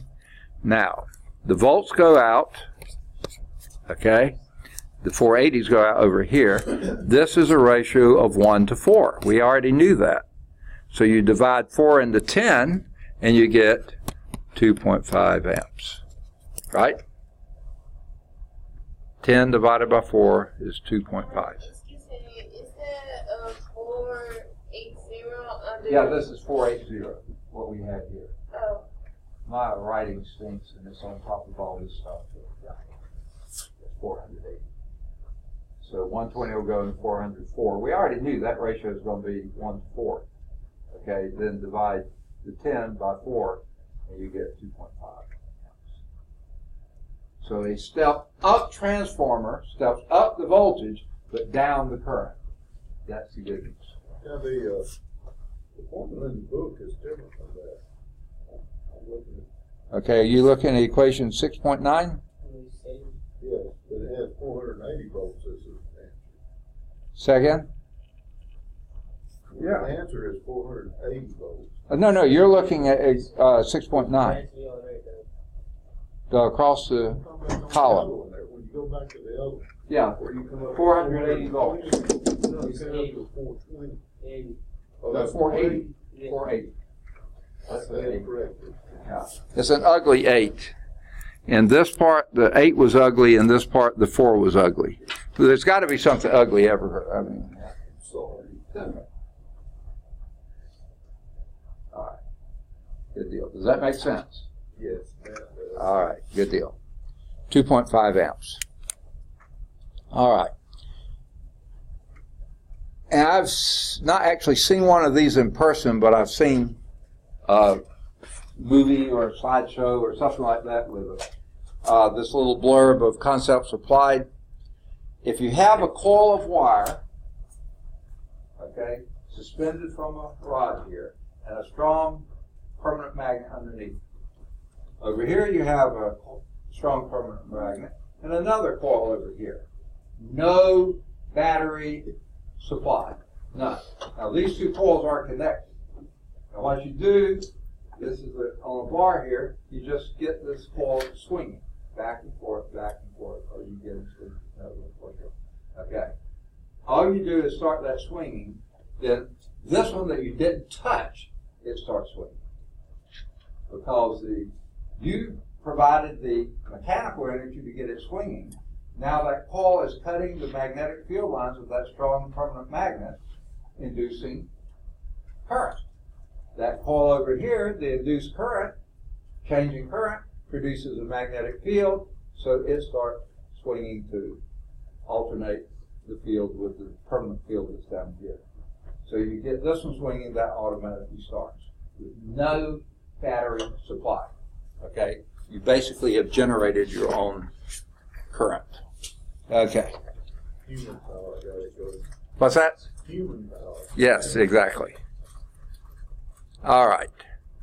So let's move on to current connections, circuit connections. And this is 6.6 in the text, which brings us pretty close to the end of the chapter. So let's see if we can wrap this up in good stead here. Okay? Now, alternating current is practically all of your generated electricity.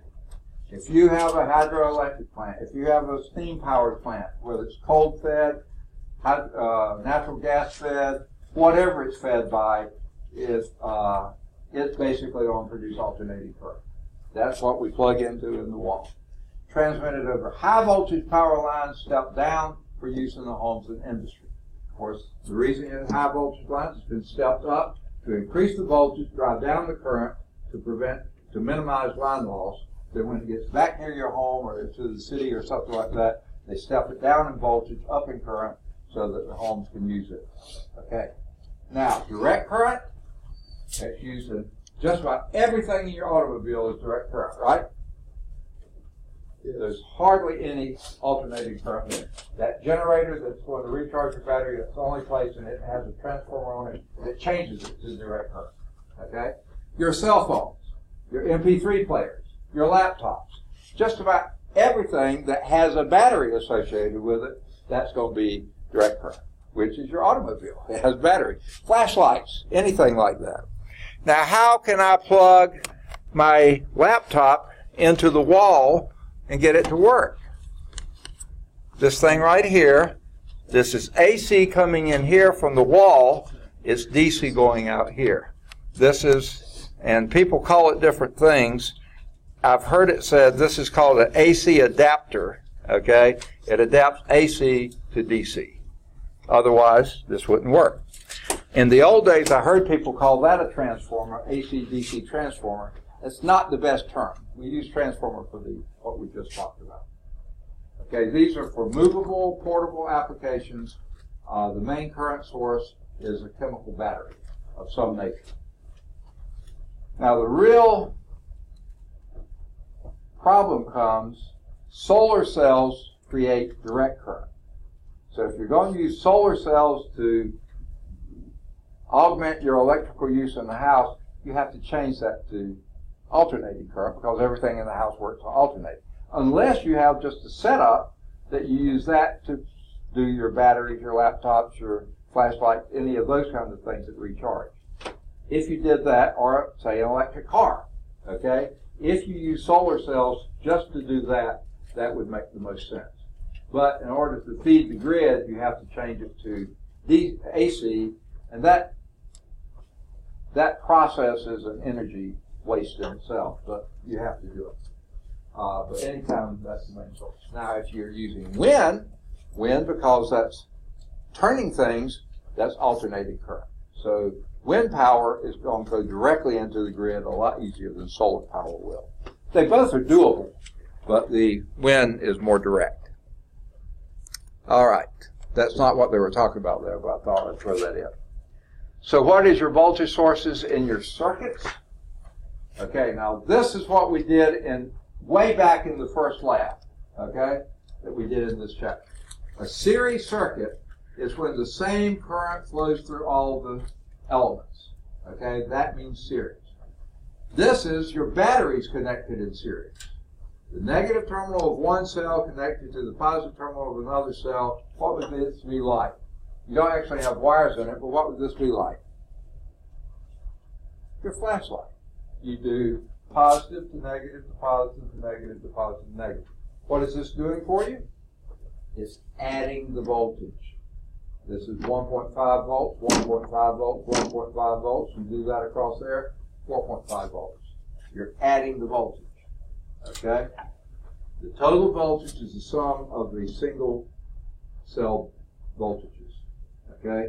You have one current pathway when you do, and this is like we did in lab. Remember, we had the one pair of bars. We called that, what was it, 4 volts or something like that. We had 2 pair of bars. You called it 8, or 3.5 and 7, or something like that. That was like you're adding another battery to your pathway. Okay? That's a series circuit. Will this light be brighter or dimmer than if you only had one battery?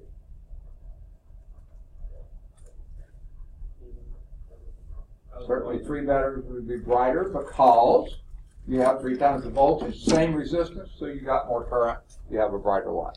Okay? And you saw that in that first lab. This one, however, the batteries are connected in. Now, this isn't the resistors in parallel. This is the batteries in parallel. Well, what's the voltage across this one? 1.5, 1.5, 1.5, 1.5. What does this do for you? Lasts long. It lasts longer. You've got it right there. It's a dim light, but it lasts longer because now you have 3 batteries supplying that light at a lower voltage, lower current. It'll last a lot longer. That's what you get out of this. All the negative terminals are connected, all the positive terminals are connected. Resultant voltage is determined by the largest cell voltage. If one of these was a 2 and the others were 1.5, this would be a 2 volts. Makes greater electrical energy available for a longer period of time. That's exactly what's happening. Okay? Now let's put the resistances in the circuit. And first we're going to start with the resistors in series because it's the same current going through everything. Now why they keep showing the electron current, generally we use the conventional current. But it's fine, it doesn't matter which one you're using. Still works the same. Here, the total resistance is the sum of all your resistances. If this had 4 ohms, that was 8 ohms, and that was 12 ohms, the total would be 24 ohms. Okay, you add your resistances because the same current goes through all, and you only have one battery here, say 1.5 volts or whatever it is. So your voltage is split. Part of the voltage here, part there, because this is supplying 1.5 volts. This uses part of that, that uses part of it, that uses part of it. Okay? And that's why these bulbs are dimmer than a single bulb. Yeah? An example of that is years ago, the Christmas lights. Yeah, Christmas lights, exactly. One up and one out. They all go out, exactly. And the other way around is parallel. Yeah. And you put more and more on the parallel circuit, and you'll start blowing fuses. Okay, so I don't know how these guys do it when they put all these lights all over the house. I know their electric bill is pretty high. Okay. All right. Here's how your resistances in a series circuit, if your resistance is in series, then you just add your resistance. R1 plus R2 plus R3, as many as you got, that's your total resistance. The more resistance you have for a fixed voltage, the lower the current, right? Because E is equal to IR, okay? Fixed voltage, if the resistance goes up, the current has to go down, okay? So dimmer bulbs, okay? However, when you have a parallel connection of your resistors, that would be like this. The same voltage is across each of these because this is 1.5, that's 1.5, that's 1.5, that's 1.5, because each one of these has the same pathway or has its own pathway to the battery. So you have 1.5 volts across it all. Before, you had different voltages in a series circuit. Here, the current is split. So much current has to go through this, more current goes through that, more current goes through that. The poor old battery is having to supply all that current, so the battery is going to run down really quickly. Or you blow a fuse or whatever. Okay? The total circuit current increases the more elements are added. And that's why at some point you pop your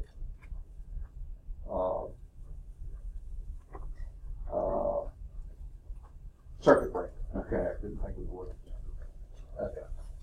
But that's DC. What's that? That's DC.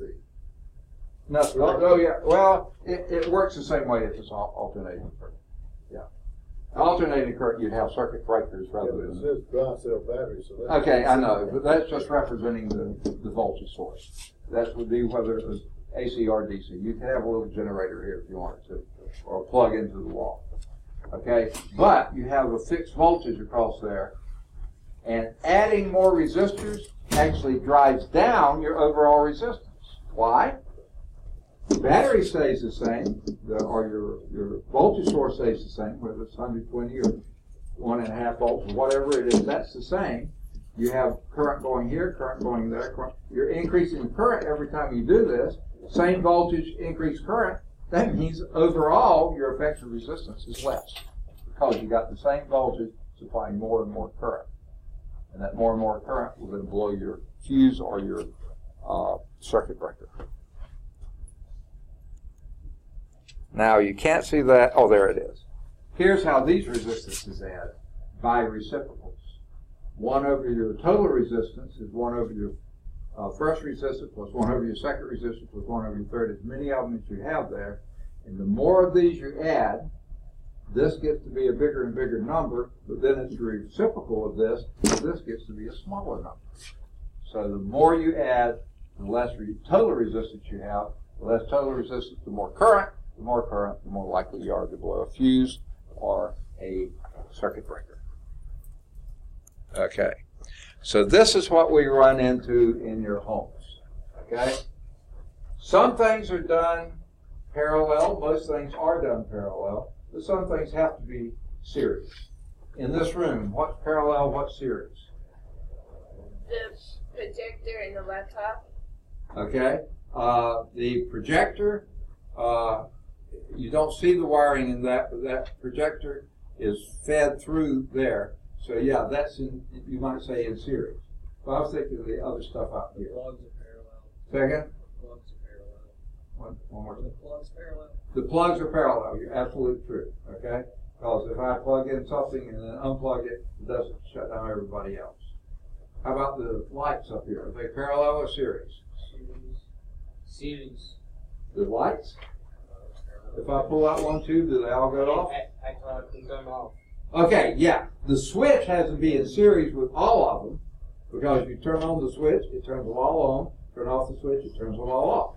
So that has to be in series, but the individual panels or even each tube, they're all parallel with each other. So the more you have in one circuit, the more current you're producing. Okay? Now, this is showing maybe sort of a typical household circuit here. I'd say this is a kitchen, okay, with many plugs in it. Here you have your toaster plugged in here. Here you have a can opener plugged in here. Here you have a radio plugged in here. And you could have a refrigerator here or something else. All these things, the more you add, then the more likely you are. And okay, now and here's your light switch here. This switch only governs the light because you see these are all still connected separately. There's your ground over here. But all of this is in series with your circuit breaker. Everything that's feeding in here is in series, and here's your load wire coming in, going out, and going to ground. So your circuit breaker is in series with all these, just like your switch is in series with all these lights. Your circuit breaker is in series. You keep adding more and more things, same voltage across here, but you're adding more and more load, so the more and more current is required. At some point, you'll blow the circuit breaker. You hope you do. If you don't, you burn down your house. Okay? Your wires get so hot. Yeah, we Start a fire. a couple days ago we actually had one of ours. Instead of flipping, it burned up. Really? Okay. It like exploded. Yeah. Now, have any of you been to the Birmingham campus? We were talking about this earlier. I heard, I don't know if this has been confirmed or not, they think someone left a space heater on under their desk because some of the rooms just were pretty cool, and they left it on over the weekend or something like that. That's what started the fire, or overnight, or something like that. That's what started the fire. I don't know if that's the case, but it may not have been an electrical fire itself. It may have caught something else on fire, but it was still caused. Yeah, and I think they probably, if they haven't already, they're still working on it. That may be while the building's still closed. They may have got it all cleaned up, but they're still investigating the cause. I don't know. I think one of the volleyball players did. Of course, that must have been them. Okay. The voltage spiked. Right? No, never mind. Okay. All right. Now, have you ever wondered about your wiring in your plugs and stuff? You notice any difference here? Yes. This is a fatter plug. This is a thinner one. If you try to reverse those, you're not going to be able to get it to plug in. Because this is wider, that's thinner. So you have to have a given orientation. Now, for the life of me, I would have thought this must be the load, but it isn't. The thin one's the load, okay, is the providing the power. This is the hot wire. This is the ground, okay? So there you have one sort of minor safety feature is that you have the appliance or whatever it is being fed from the right source, okay? So potential difference in two wires per device. The energized load carrier is here, the grounded or neutral is here. However, a lot of plugs have a third prong. This one doesn't, but you could have a third one. What does that do? It provides another grounding path. So everything doesn't have to go through here. If you had a short, then you could ground out there and maybe save you a charge, okay, electrocution or something like that. But they don't always work, or at least not fast enough. So other devices, now this is a polarized plug, meaning you only feed one way. But the other thing is a ground fault interrupter, a GFI plug. Where are these typically found? Anywhere that's water close by. Like most of your plugs in your bathroom probably should be GFI. Most of the ones in your kitchen, especially near the sink, should be GFI. Most of your exterior plugs, where rain or something like that could get, they should be GFI, okay? Those should be your ground fault interrupt. Well, let's see if they actually show that on a slide. No, they don't. I think they have it in your book, in your text, okay? And I've, again, not turned the pages fast enough, so let's go back and pick those up. No, they don't show it here. It was a different book I was teaching from. Okay, let's go back. Okay, let's go back and pick up example 611.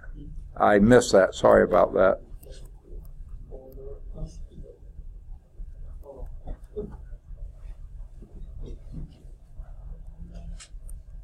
Okay, I'm going to use this space right here. Example 611. 3 resistors with resistance of 12 ohms, 8 ohms, and 24 ohms are in a series circuit with a 12-volt battery. So I'm going to draw the battery here. Okay, I'll put that as a 12-volt battery. And we have a 12-ohm resistor,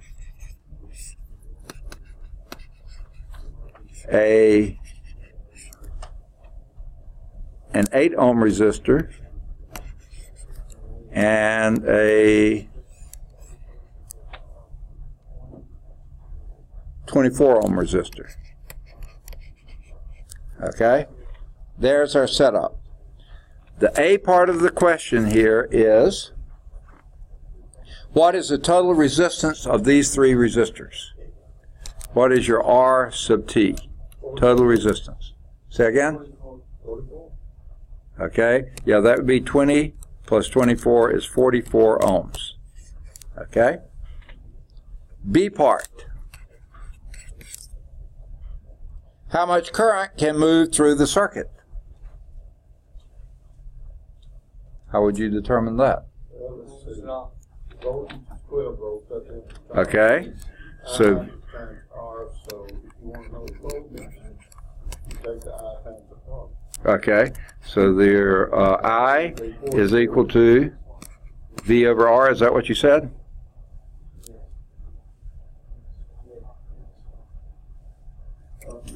Okay. Yeah, since you said V voltage is equal I times R, if you solve for I, that's what you're looking for. What is the current? You take the voltage divided by R, divide both sides by R. 12 divided by 44. 12 divided by 44. And what would that be? So someone with a calculator? It's 6 divided by 22 or 3 divided by 11. Anyone got it? 0.27. What unit? Amps. Okay. And the C part says, what is the current through each resistor? Well, you would take 0.27 times 12, 8, 24. No. That would give you the voltage drop across each resistor. What's the current through each resistor? It's in series, so it's the same. Say again? It's in series, so it's the same. It's the same. You got 0.27 amps through each resistor because it's a series circuit. Whatever is leaving here goes to that one, it goes to that one, it goes to this. So it's like a Christmas tree. You know, the same thing goes through all of them. Okay? Make sense? All right. And by the way, there is a closer look. There's several things here. Let me go back and hit these. Blackout reveals pollution. That sort of interesting little blurb. It's on a blackout that happened in 2003 in the northeast, basically. Lots of power plants went out, and you can follow that if you want. There's some questions to discuss. Might be a good paper topic if someone hasn't chosen one yet. Okay, your solar cells are mentioned on all of page 168, and it tells a little bit about how solar cells work. Okay, now let's go to resistances in parallel. And here we have assumed 3 resistors in example 611 are now connected in parallel. So you have a 12-volt battery, same as before, but now the 12, 8, and 24.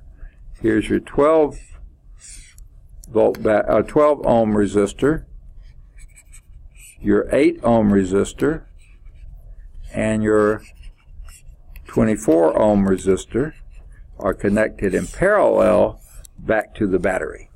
Okay? So A here is asking, what is the combined resistance? How do we combine resistances in a parallel circuit? Take 1 over 12 plus 1 over 8 plus 1 over 24. We'll take them separately. Yep. It's equal to 1 over RT. We'll call it total or whatever you want to call it. Effective is what I like to call it. Okay? Now, what's least common denominator here? 24. So that would be 2 24ths is 1/12, right? Right? Plus 3 24ths is 1/8, right? Oh, wait. This is 24. I say it right and write it wrong. I don't know what's wrong with me. Okay.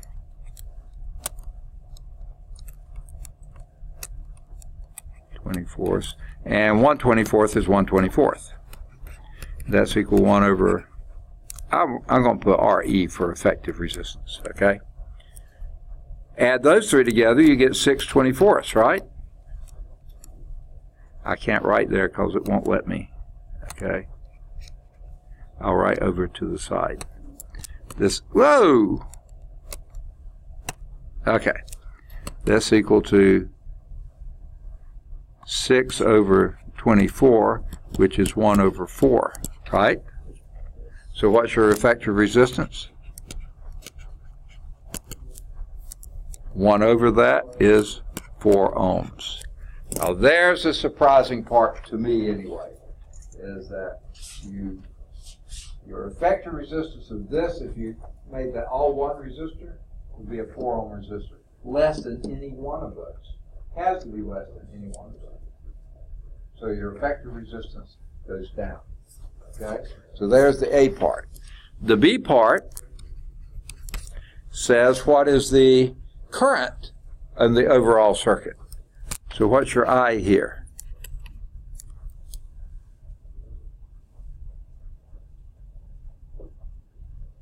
How do we get that? Similar to what we did before, wasn't it? Well, it's V over V. Yeah, V, which is V over R. V dot R. So if you want to know the current, that's I.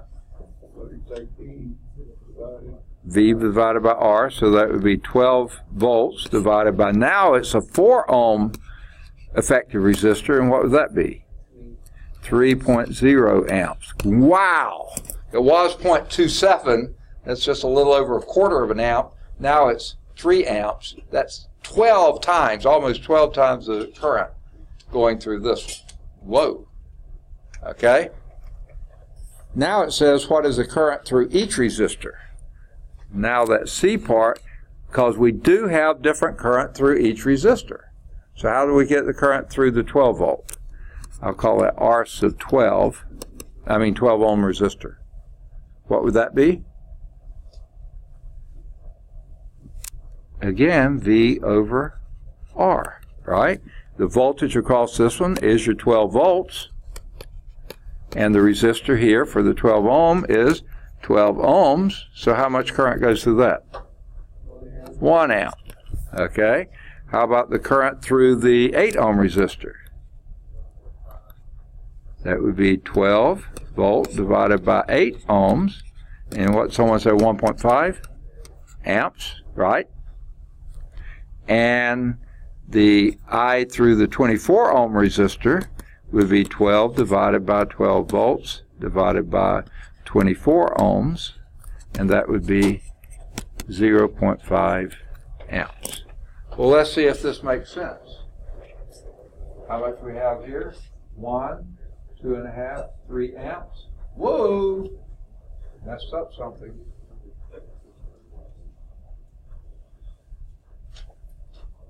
How do we do that? No, this is a...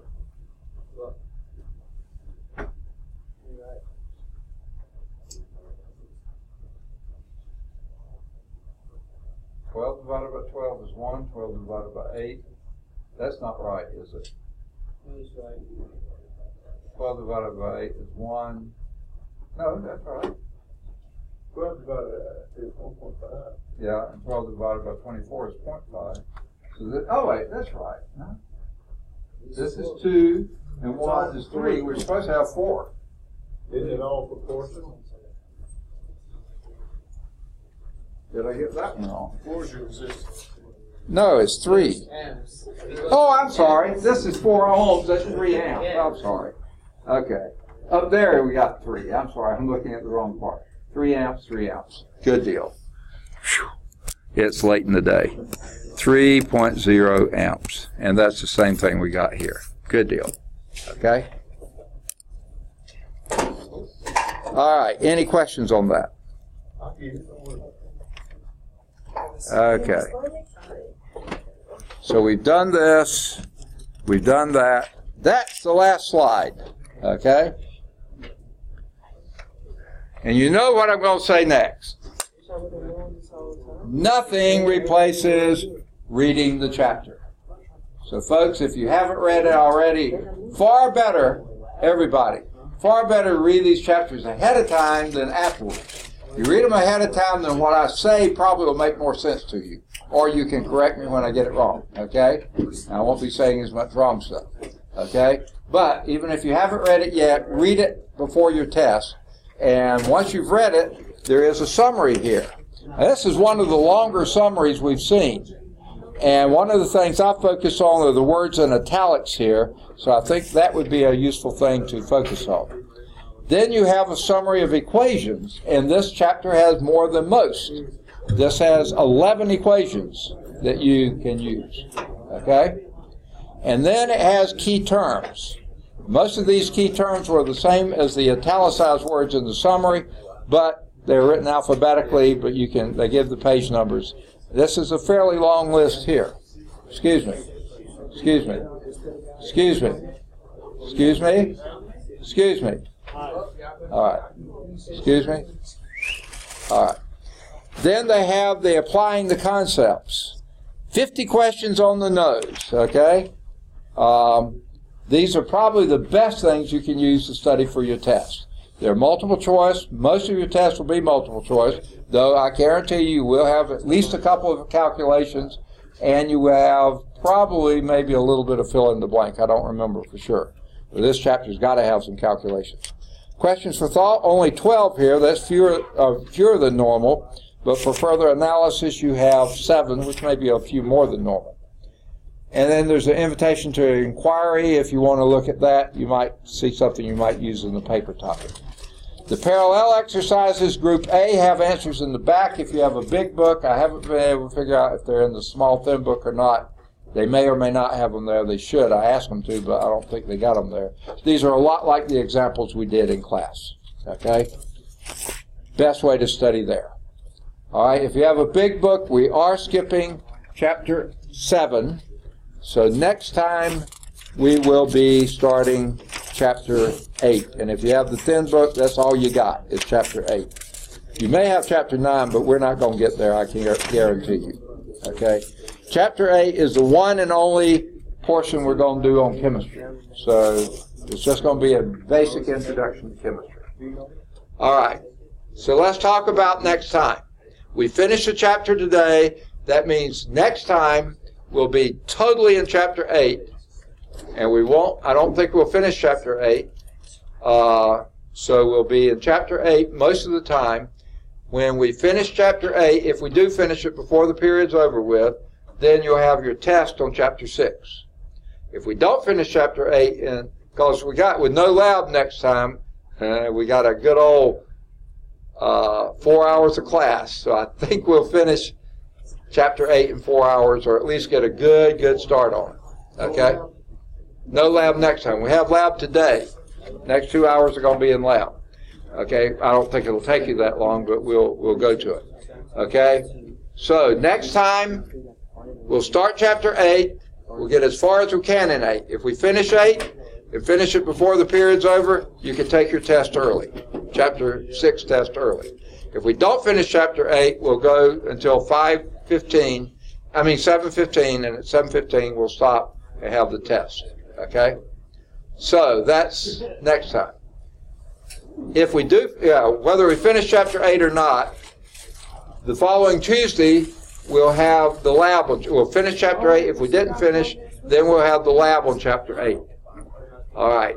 Then it's up to you. If we finish Chapter 8 on Thursday, then we'll have the test on Chapter 8 on Tuesday. We'll do the lab for Chapter 8, then we'll have the test on Chapter 8. Then if you elect to, you can do your final exam that day if you want to. You don't have to. Your final exam is scheduled for Thursday of next week. Okay, not this week, next week. Okay. Does that make sense? All right. Then before you leave, we're going to the lab just down the hall here. Let me give you your lab so I don't have to carry them down there. I'm lazy.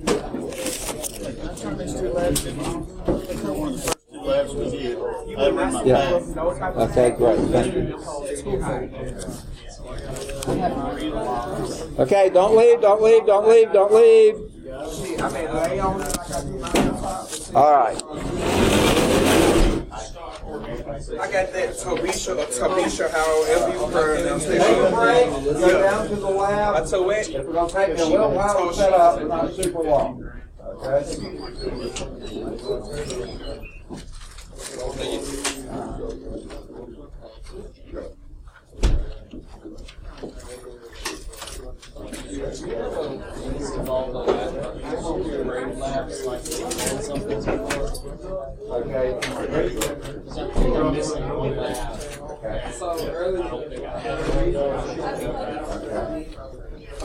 I get a lab. Yeah, I didn't get it. I know one I'm missing that I got turned in, but I think there's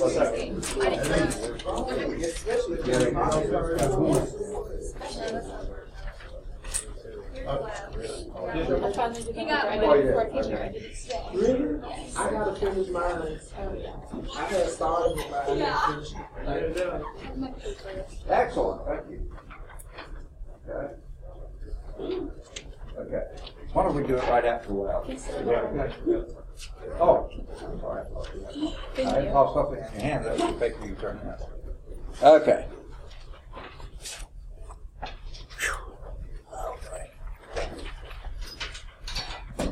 Out to you some metals. Okay, who wants a metal? All right. Yours is zinc. Remember that. Yours is who wants? Lead. Okay. Who else wants one? A metal. Okay. Copper. I won't go. I'm expensive. Okay. Who else wants one? Okay. Tin.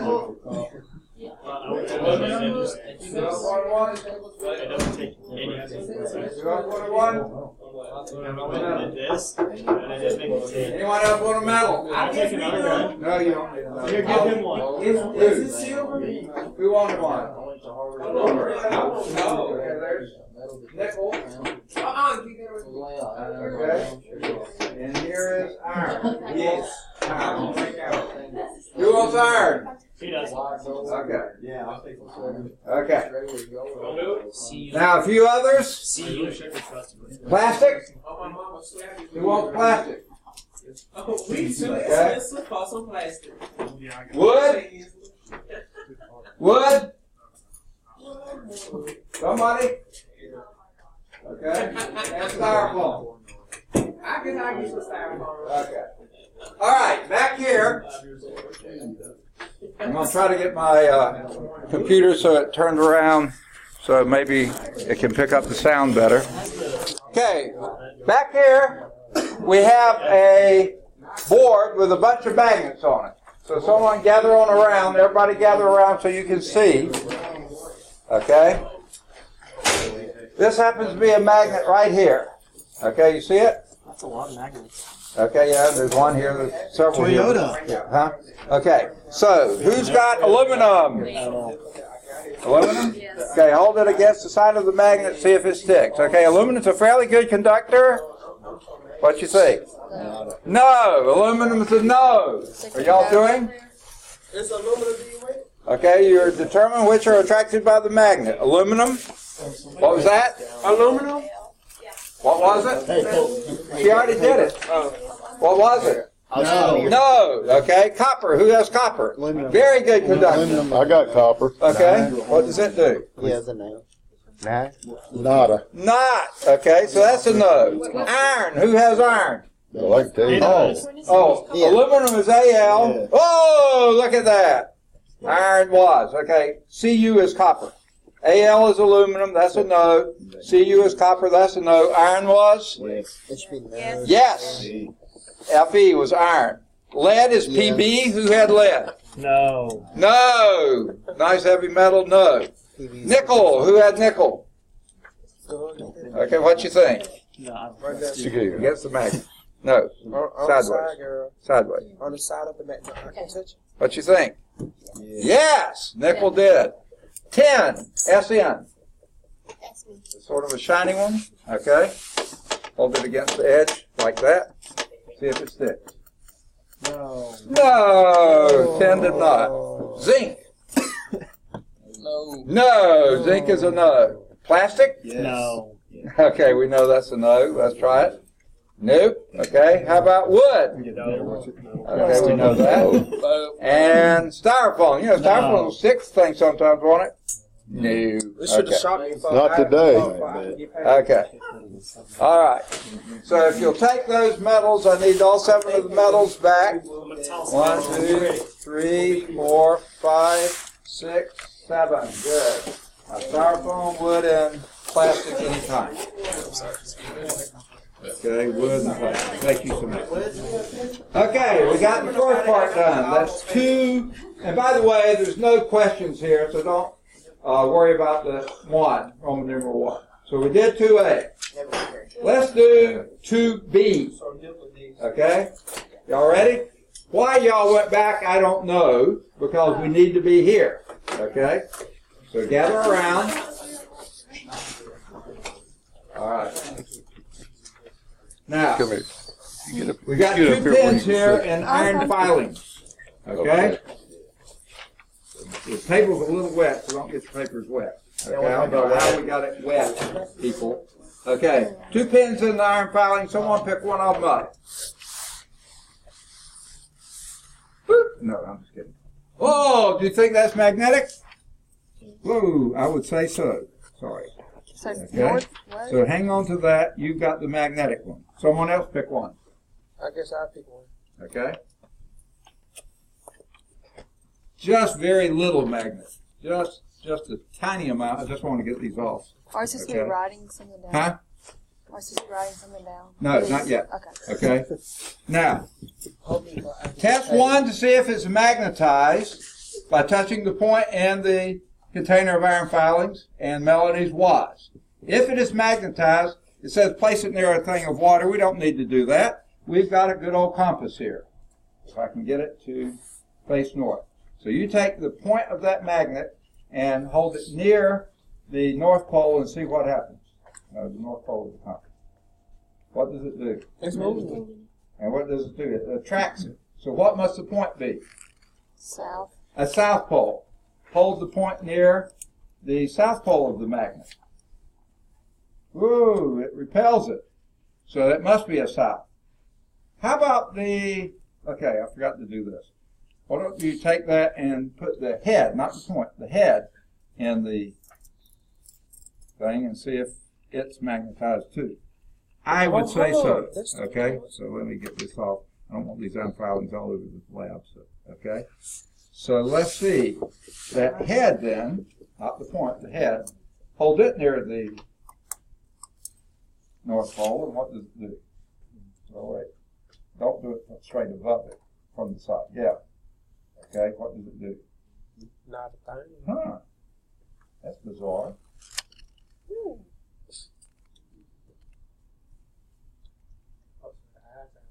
Oh, there it goes. Yeah, this was stuck on something. Okay, it repels the head and attracts the south. Repels the north and attracts the south. So the head must be the North Pole. Okay? All right, so which was the north seeking? The head. The head. Which was the south seeking? The point. Very good. Now, you have the unmagnetized pen. Okay? Before you do anything else, turn it over and put the head into the filings and see what happens. Anything? Okay. Oh, it's like maybe slightly magnet, but not much. Okay. I was just trying to make sure. Oh, I see. Okay. All right. Now, what I want you to do, if you can find the pen, this is 2B2. If you can find a pen that's not magnetized, or at least weekly magnetized, that means we magnetize every week. No, I'm just kidding. Then magnetize it by stroking the point on a magnet. So take that magnet here and stroke the point in one direction a few times. Okay. All right. Now, put it in and see if you magnetize it. What would you say? Yes. I'd say Yes. you did. All right. Let me get that. Okay. Now, which did you do? You stroked the point, didn't you? Okay. You didn't stroke the head, did you? The head wasn't magnet, right? Okay. Try the head in the iron filings and see what happens. Oh, my goodness. I thought it didn't attract any before, did it? Okay. Now. All right. So the next question is, test the point in the filings and see if it increases magnetism. Now touch the head. Did you increase the magnetism of the head as well? Yes. Yes. If yes, then explain how you increase the magnetism of the head by stroking only the point. How did he do that? We know it didn't pick up any filings before. How did he magnetize the head by stroking the point? Second.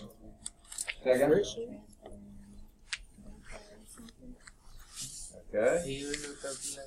Second. I can't. Field. Okay, in a sense, maybe. But what are magnets always? No. North to south. plus and minus charge, I guess. Okay, not quite. Transfer of electrons. Second, Transfer of electrons. okay, may have, but that wasn't necessarily what did it. Magnets are always occur as, yes, dipoles. You cannot have, striking one end against a magnet is not just going to magnetize that end, it magnetizes both ends. So magnets are always dipoles. Okay, not bipoles, but dipoles. Okay, remember we said that in class. You cannot have a magnet that's only a unitary pole. Always it's dipole. Okay. Would you say bi or die? Die. D-I-C-O-L-E-S. Die. What does that mean? I It forgot. means two poles. Die? Die, yeah. Die and D-I? bi doesn't mean Yeah. two. Yeah. But bipolar is, I would think bi would be two. it is, but you see bipolar is a mental illness. Die. Okay, I got you. Dipoles. Okay, now, yeah, dipole, that's right. Okay. Do you remember which one was yours, Zachary? Remember which one was yours? Mine was the smaller one. Smaller the one, small okay. piece of styrofoam. Okay. What we need to do is test and see the point at which the head of this is. Okay? Okay, use the pen you determine in one above. Wait, where is it? Yeah. Yeah. To determine the north and south seeking poles of the magnet. Okay? So what is that? The point must be a North. South seeking pole. south seeking. Flip it around. Okay, close. See, it's repelling that. So the head must be a north seeking. Okay. That's Move the head. other end, the south pole. North. That's repelling like crazy, isn't it? So the point is the south pole, and the head is indeed a north pole. Okay. So you got it. The north seeking was the head, and the south seeking was the point. Okay. Head. Now, we need to move for quite a ways. So hang together, folks. I'm going to try to take my, I want someone to carry the compass. Someone carry the compass? Okay. And if someone will carry my sheet as well, I'm going to carry my computer. And we're going down to a place where they have some metal file cabinets. I used to use my office, but there's no metal that's in there anymore. So hang on. Let me lead the way. You don't know where you're going. Okay. All right. I don't think she has. It's locked anyway. Don't close the door behind us. You can push it too, but not all the way. Okay.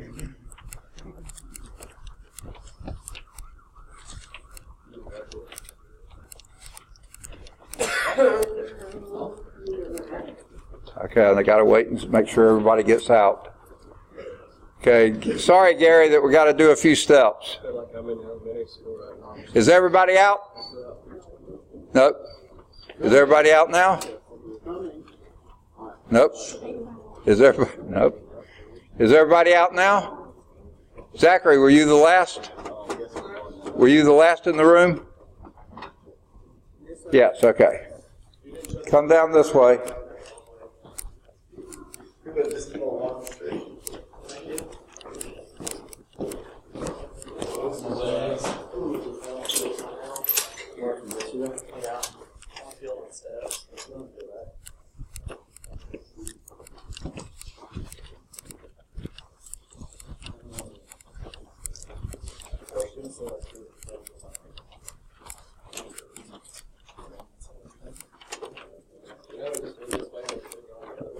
I need to take a field trip through here, okay? All right, thanks.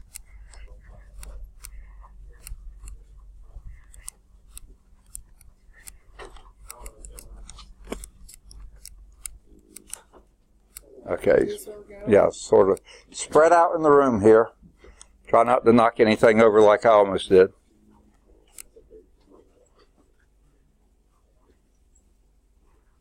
Okay, and Stephanie, you can hang on to the compass if you want to. Okay. Come on, did everybody make it? You last, Zachary? Were you the last, Zachary? Yes, sir. Okay. All right. Let me see if I can find the place to plug in my computer because my computer doesn't hold the charge very well. Does anyone see a plug? You got one? Okay. Thank you so much. These old bones don't like to bend down too badly. Okay. Okay. All right. Yeah. Well, I'm going to be doing some stuff there, so. Right there. All right. Where we are now, we're not in room 265. That was my office. We don't have it. Okay. I don't have metal file cabinets in there. It says go to a metal file cabinet. So you can either go to this one or that one. You got the compass? Who has the compass? You do. Okay?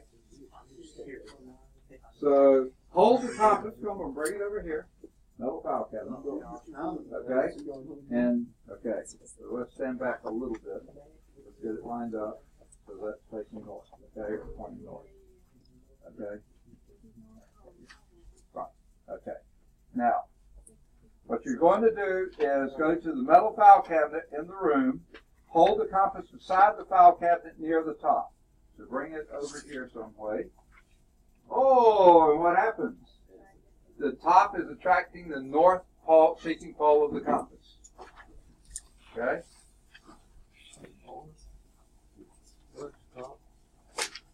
The top of the cabinet is attracting the north seeking pole of the compass, of the needle, compass needle.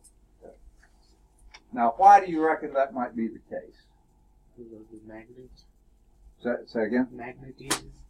Okay, do you think that somebody came down here and stroked the file cabinet? Did I do that in my spare time with a magnet to make it? No, probably not. Do you think it's just because maybe the file cabinet's metal and maybe that's why it's attracted? Would that be enough for you? Or something is built with magnetic or something. Okay. Well, let's try something else. Okay. We don't know the why yet on number 6. Let's hold the compass beside the file cabinet near the bottom. Oh, the north-seeking pole goes away. So it's not that it's just attracted by the metal, because it's metal at the bottom just like it's metal at the top. So number 7 is the north-seeking pole goes away from the file cabinet. Okay?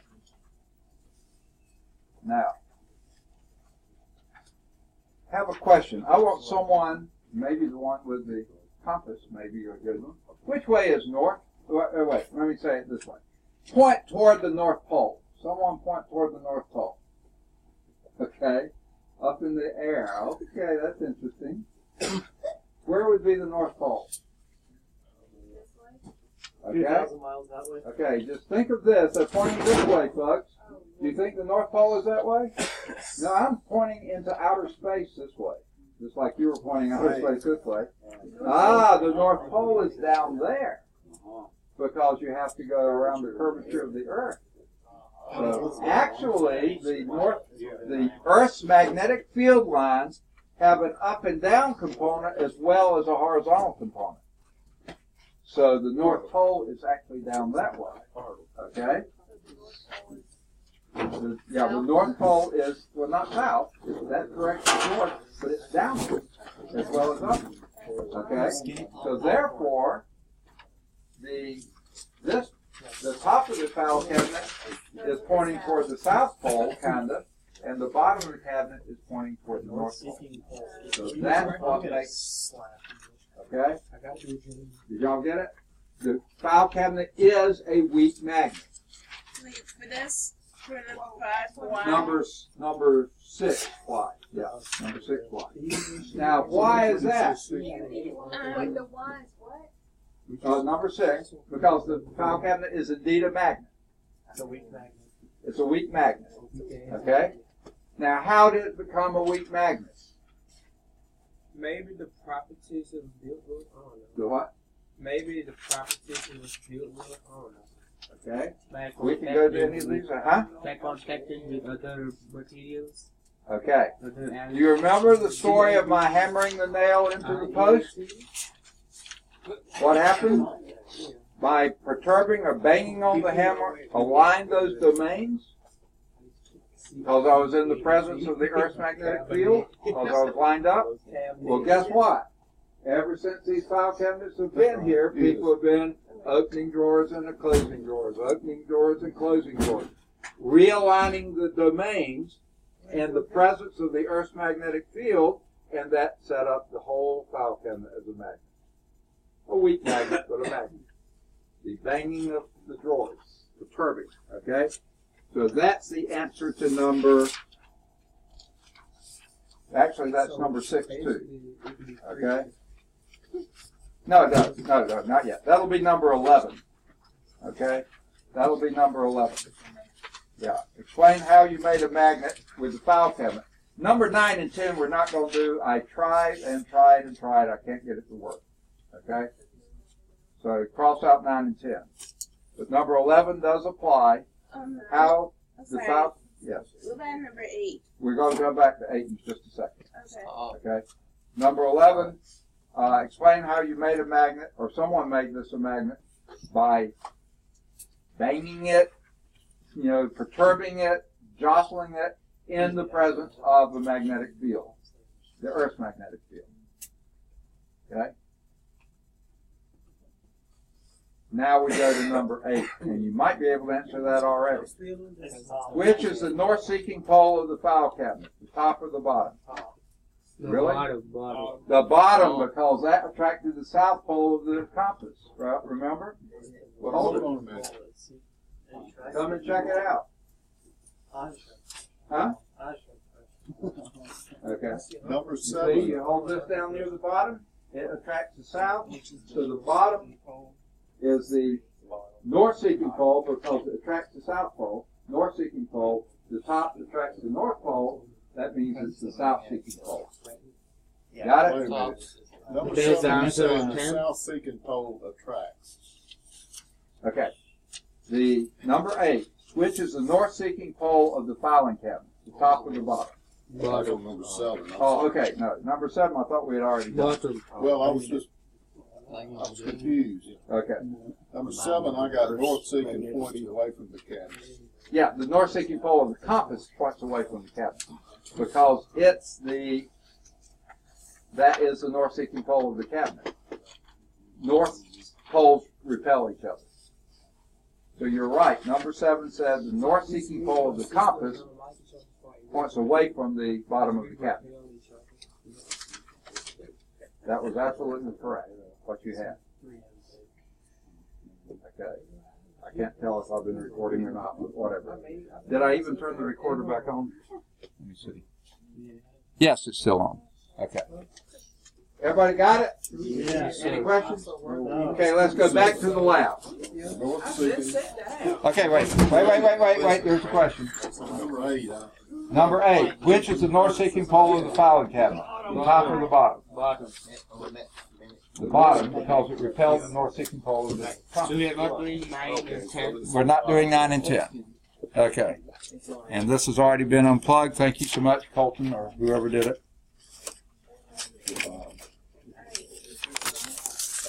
Yes. Can someone- Opening and closing, would you banging, carry- or whatever of the drawers? Yes. Those, thank you. That's close enough.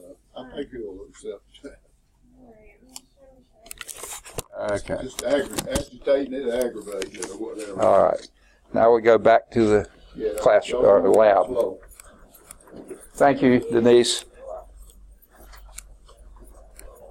Got it. Thank you. Go ahead, I got it. Okay. I didn't know that going back, that's my Oh, yeah. I thought it was your security blanket. Okay, I'm going to pause this so I won't be recording all our trivial conversation. All right. Missed a few of them. I forgot to turn the recorder on again. Okay. What we have is number C4 is on page 2. Record what happened to the light and ammeter on connecting. No light came on because the red light must be out, but the ammeter went slightly positive, right? Yes. Okay? When the wires are disconnected, what do the lights and ammeter do? On disconnect, what did the light do? Green light. Green light came on, and what did the ammeter do? Negative. It went slightly negative, and it was just slightly, right? Yes. It And the didn't go- lights were fairly dim, didn't you say? It didn't even go. Yeah. It didn't even go to the next little. Right, but it just moved, Yeah. just budged a little bit. Okay, now what I'm going to do is reverse the polarity of the wires. So now I'm going to connect the red to black. So I'm basically flipping my battery over at the same level, 9.4 volts. So turn off the lights again, please. Getting there. Hang on. Turn off, okay. I'm going to connect. Well, I missed it. Turn on my light again here. I thought I had it. Okay. Connect. Nothing. Disconnect. Red Red light. Red light came on. Let's try it again. Connect. Nothing. Disconnect. Red light. Red light. Okay. So one side of the circuit. Okay. Turn on the lights. Oh, we gotta do the ammeter. I know we got to do the ammeter. Turn on the lights, please. Okay. Good. Thank you. Okay. Now let's look at the ammeter. Connect. Barely even went negative. Barely went negative. Disconnect. Barely went positive. Barely went positive. Okay. So 4, 6. Okay, that was number 6. What did we put? Hold the red to the negative electrode, back to the positive. What happened? The I don't know if that's right. Red light came on.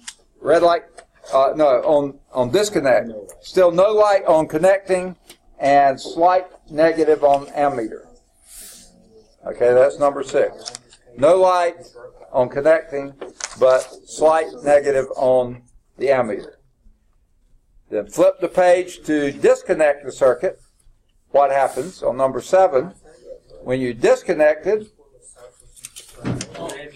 the red light came on, and the ammeter went slightly positive, just very slightly positive. Now, it says explain these observations. The lights only flashed and the ammeter only jerked just a little bit, even though I had it plugged in the middle. That didn't make a current. What made the current was the changing the voltage. The changing voltage. Only on connecting and disconnecting. Not when it was plugged in, not when it wasn't plugged in, only when it was changing. And of course, reversing polarity made everything go the other direction. So it's only a changing voltage or current. It's really current. Only a changing current induces, a changing magnetic. Let's see, let's start that over again. Okay. Here's the other deal, folks. What you're measuring with the ammeter is an induced current in this coil that's not connected to what we were doing. So only a changing current in the first coil produced a magnetic field in the second coil. That changing field is what produced the ammeter. Okay? The switch to, no, that goes with the other question. Okay. Yeah, you probably will be able to hear the rest of it on YouTube. Okay? It's only the changing field in the primary current coil induced the current in the secondary coil. It was very weak, though. Even though you had 9.4 volts in the primary, it only produced a very weak coil, a very weak response. Okay? Now, we're moving to C. Okay? So the red's going to go to red on C, and the black to black, and the yellows, I've got to get them in the right order. Yellow to yellow and yellow to yellow. Okay. Now someone describe this one for me.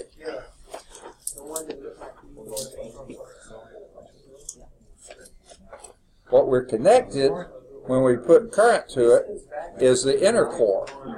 But it's going to be inside the outer core. Okay? So let's see what we're going to do.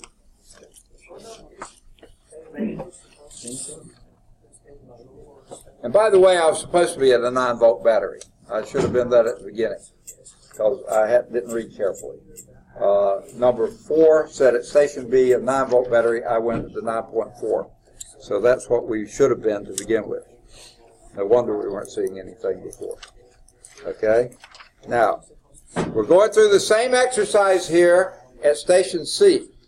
Okay? But this time I'm going to cut back to, what does it say? 1.5 volts. Way back to 1.5 volts. We may have to go up a little bit, but okay, it's going to be 1.6. Okay? Okay, ready with lights? I guess so. Okay? You can get help if that's wearing you out. Okay? Ready? Okay. Now this time okay, turn on the lights again. Okay. You're looking at these lights, and when we turn on the light, we'll look at the ammeter. Okay, turn off the light. Okay, connect. Both of them. Okay, disconnect. Green.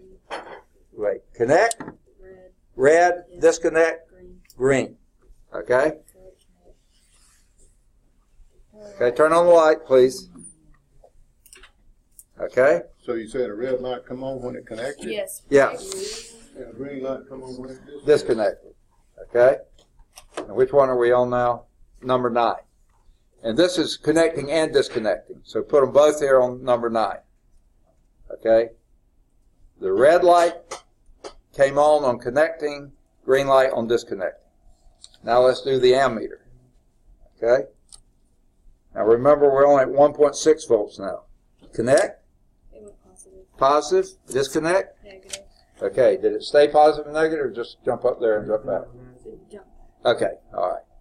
So it jumped positive. Would you say it was more positive than before or less? More. It went all the way to the middle. Okay, it went several grades before it just barely moved. Even though we only have 1.6 volts. So what's the So on answer? connection, the amps went up? Yeah, positive, and on disconnect, it went negative, right? Yes. That's the thing. Okay. Okay. Okay. Which are we on now? Number C, 9, right? Yes. Okay. Record the responses of the lights and ammeter on connecting and disconnecting. Red light came on connecting, green light on disconnecting, ammeter went positive on connecting, negative on disconnecting. Much stronger in both ways. The brightness of the lights, right? And the ammeter response. Okay? Now, we're going to switch the poles of the battery again. Okay? Put black on the positive, and we're going to do, okay, can we get the lights again? Light factory.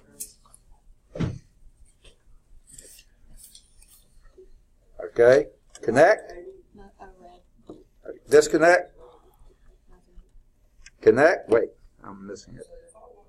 Connect, I didn't see anything. disconnect, Red. connect. Both of them. Okay, I think it wiggled. Okay? Connect, Nothing. disconnect, Nothing. connect. Oh, wait, I know what's happening. Let me set this down. I've got a bad connection here, okay? Okay. Connect, disconnect, Red. connect, Both. okay. Connect, disconnect, Red. connect, Green. green. Okay, finally it went. This time, lights. Okay. Okay. What I've got a problem with this. This comes out, so I have to hold it in while I'm pushing back and forth.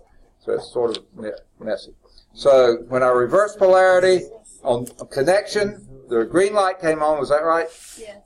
And the disconnect, the red light. So let's look at the ammeter. Connect, Negative. disconnect. Positive.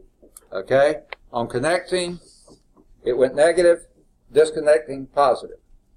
Was it a large amount or small amount? The same. Yeah, same as earlier, which is larger. Okay. Now here we got a problem, Excuse me, folks. sir, you said the green light came on connecting. Yes. Yeah. And the other, what color was the other light? Red. Red. And red on Came disconnect. on disconnect. Okay. And what about ammeters? I'm sorry? What about ammeters? Connect it was negative and disconnect it was positive. Okay, everybody hear that? On connection was negative, disconnection positive. And this is, that was number 10. Got it? Now here's the big question. Negative. Yeah, And on connecting was positive. So connecting is positive.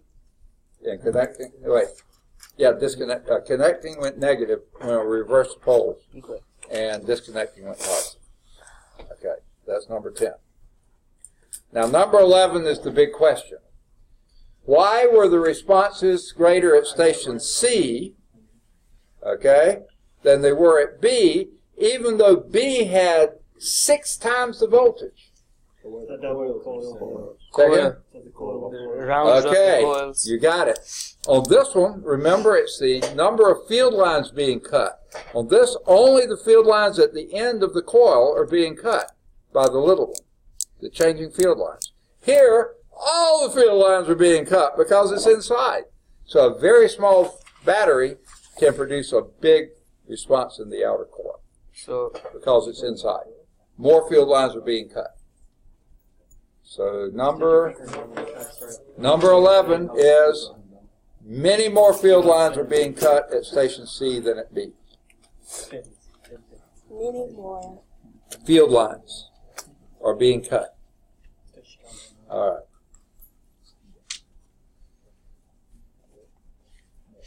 This time we're moving to station F. We're connecting the yellow lines here to the microammeter there. Okay? Second? That's black and red. Yeah, I know, but that's all, the only thing we got. I mean, Oh, so this yeah. right. Okay. Yeah. Okay. Now, what I want you to do, or somebody to do, who wants to do this, I want you to spin this in one direction. Doesn't matter which direction, spin it in one direction. Clockwise, counterclockwise, it doesn't matter. And maybe I'm going to have to do this because it doesn't seem to be responding very well. Okay, look at the microammeter when I spin it to the right. It's still positive. Okay, it's going positive. Okay, this, folks, is number 12 at station F. Plug 2 sets of yellow wires to terminals 8 and 2 sets to terminal 14, which is the microammeter. Okay, I'm going to turn the coil clockwise, and the others read the ammeter, and she did that, and it went slightly positive, but didn't go negative. Okay. Now, number 13, did y'all get that? Went positive. Number 13 says turn the coil counterclockwise and record the ammeter response. negative. Negative. Okay? Slightly. Black. It Yeah. didn't get off the black. Yeah. Okay, now I'm reversing the yellow cords. Okay? And I'm going to turn clockwise. Negative. Negative. Counterclockwise. Positive. Positive. Okay? There's really not much place to write there. So number 14, it just, you can say, it just reversed the results from before. Okay? But then the first part says, what type of connection does this have? Now I want y'all to look at it. Right here. You see this? What do you see there? Oh, there's the middle one. Yeah. And this is a split ring. You see that? Mm-hmm. It's a split there and a split here. Split there, split here. Meaning every time it turns half a turn, it reverses its polarity. And that makes it a DC generator. This is called a split ring commutator. So the first part, what type of connection does this coil have? Number 14, split ring commutator. There's not enough room to write it there. You can just put commutator if you want to. But it's called a split ring commutator. And what's the result of that? Reverse DC. You get only positive when you turn one way, negative the other way, or reverse the polarity, but you only get direct current. Okay? Direct current. Now, I'm going to move to station G. Okay? I think I do yellow to yellow. Okay. Now, station G is slightly different. if you can look at it, station F down here, we're turning the coil inside two magnets, right? Fixed magnetic field turning a coil. On station G, on the other hand, we're turning a magnet inside fixed coils. Okay? And let's see what happens here. Okay? Can someone read the... Yeah, you can turn it if you want to.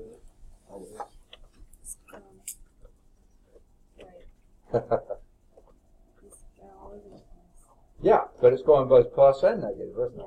I can do it It depends on where you are. Yeah, see that? Negative, positive, negative, positive, negative, Depends on positive. where the south is. Okay, the deal here is this does not have a commutator. Okay, so you turn that and you see it goes positive and negative and positive and negative and positive and negative.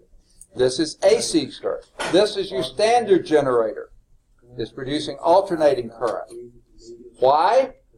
You don't have a split ring commutator here that you did on So, station L. It goes to both positive and negative. Positive and negative. Alternating current. And it doesn't matter which way you turn because it goes positive and negative both ways. Okay? So that doesn't matter. What you got is a no split ring commutator to reverse the polarity. So that's an alternating generator, AC generator. What does it mean? What differences do you see from the station? Okay, no split ring commutator. So the answer to 15 is no commutator, so it's producing alternating current. Okay. At station G, connect the yellow wire to a, turn the magnet inside the coils, record the response of the ammeter. It goes both positive and negative. That's all you need to put it at 15. It goes both positive and negative. And you can turn it slowly and see that. Positive, negative, positive, negative. Either way you turn it, positive, negative, positive. 16. What's Does this 16? make sense? Huh? 16. 16, what is the difference? What difference do you see? Alternating current. Why no split ring commutator? What difference do you see? Okay. Are there any questions? No what commentator? 16, you get, No split. what are the differences? One is you get alternating current rather than direct current. And the Y is because no split ring commutator on G that you Split did ring? have on F. Does that make sense? Does this reinforce or clear up anything from class? Yes. Okay. When you're ready. The first part of that was, you said, Which one? 16. What are the differences? Having Okay, what are the AC. differences? The difference that you noted was alternating current. Okay. I'm sorry. Okay. The differences on which one? 16? The last one? What differences do you see from station F? Alternating current on G, direct current on F. That's the difference you saw. Thank you. Good deal, thanks. And the why on that was? See, the second part of the question is why, right?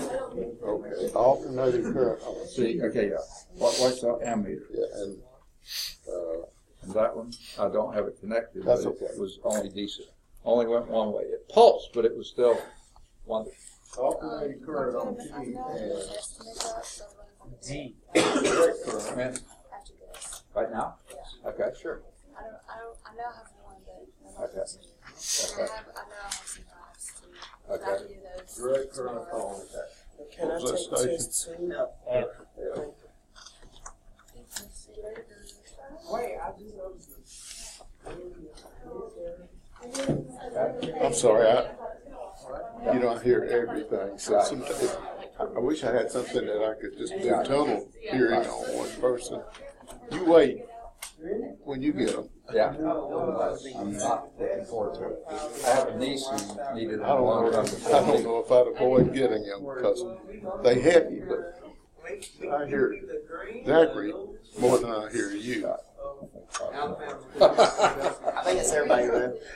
It was supposed to be blue, but here's. You need this How one? about I tried to use that blue spray roller, but I told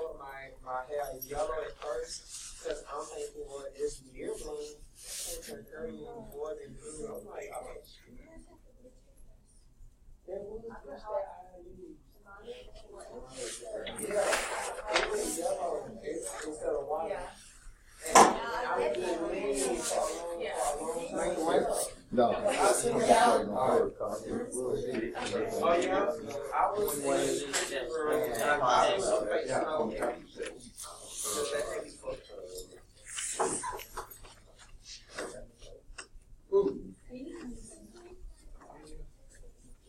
I did what I told y'all not to do. I left my thing. Left it on.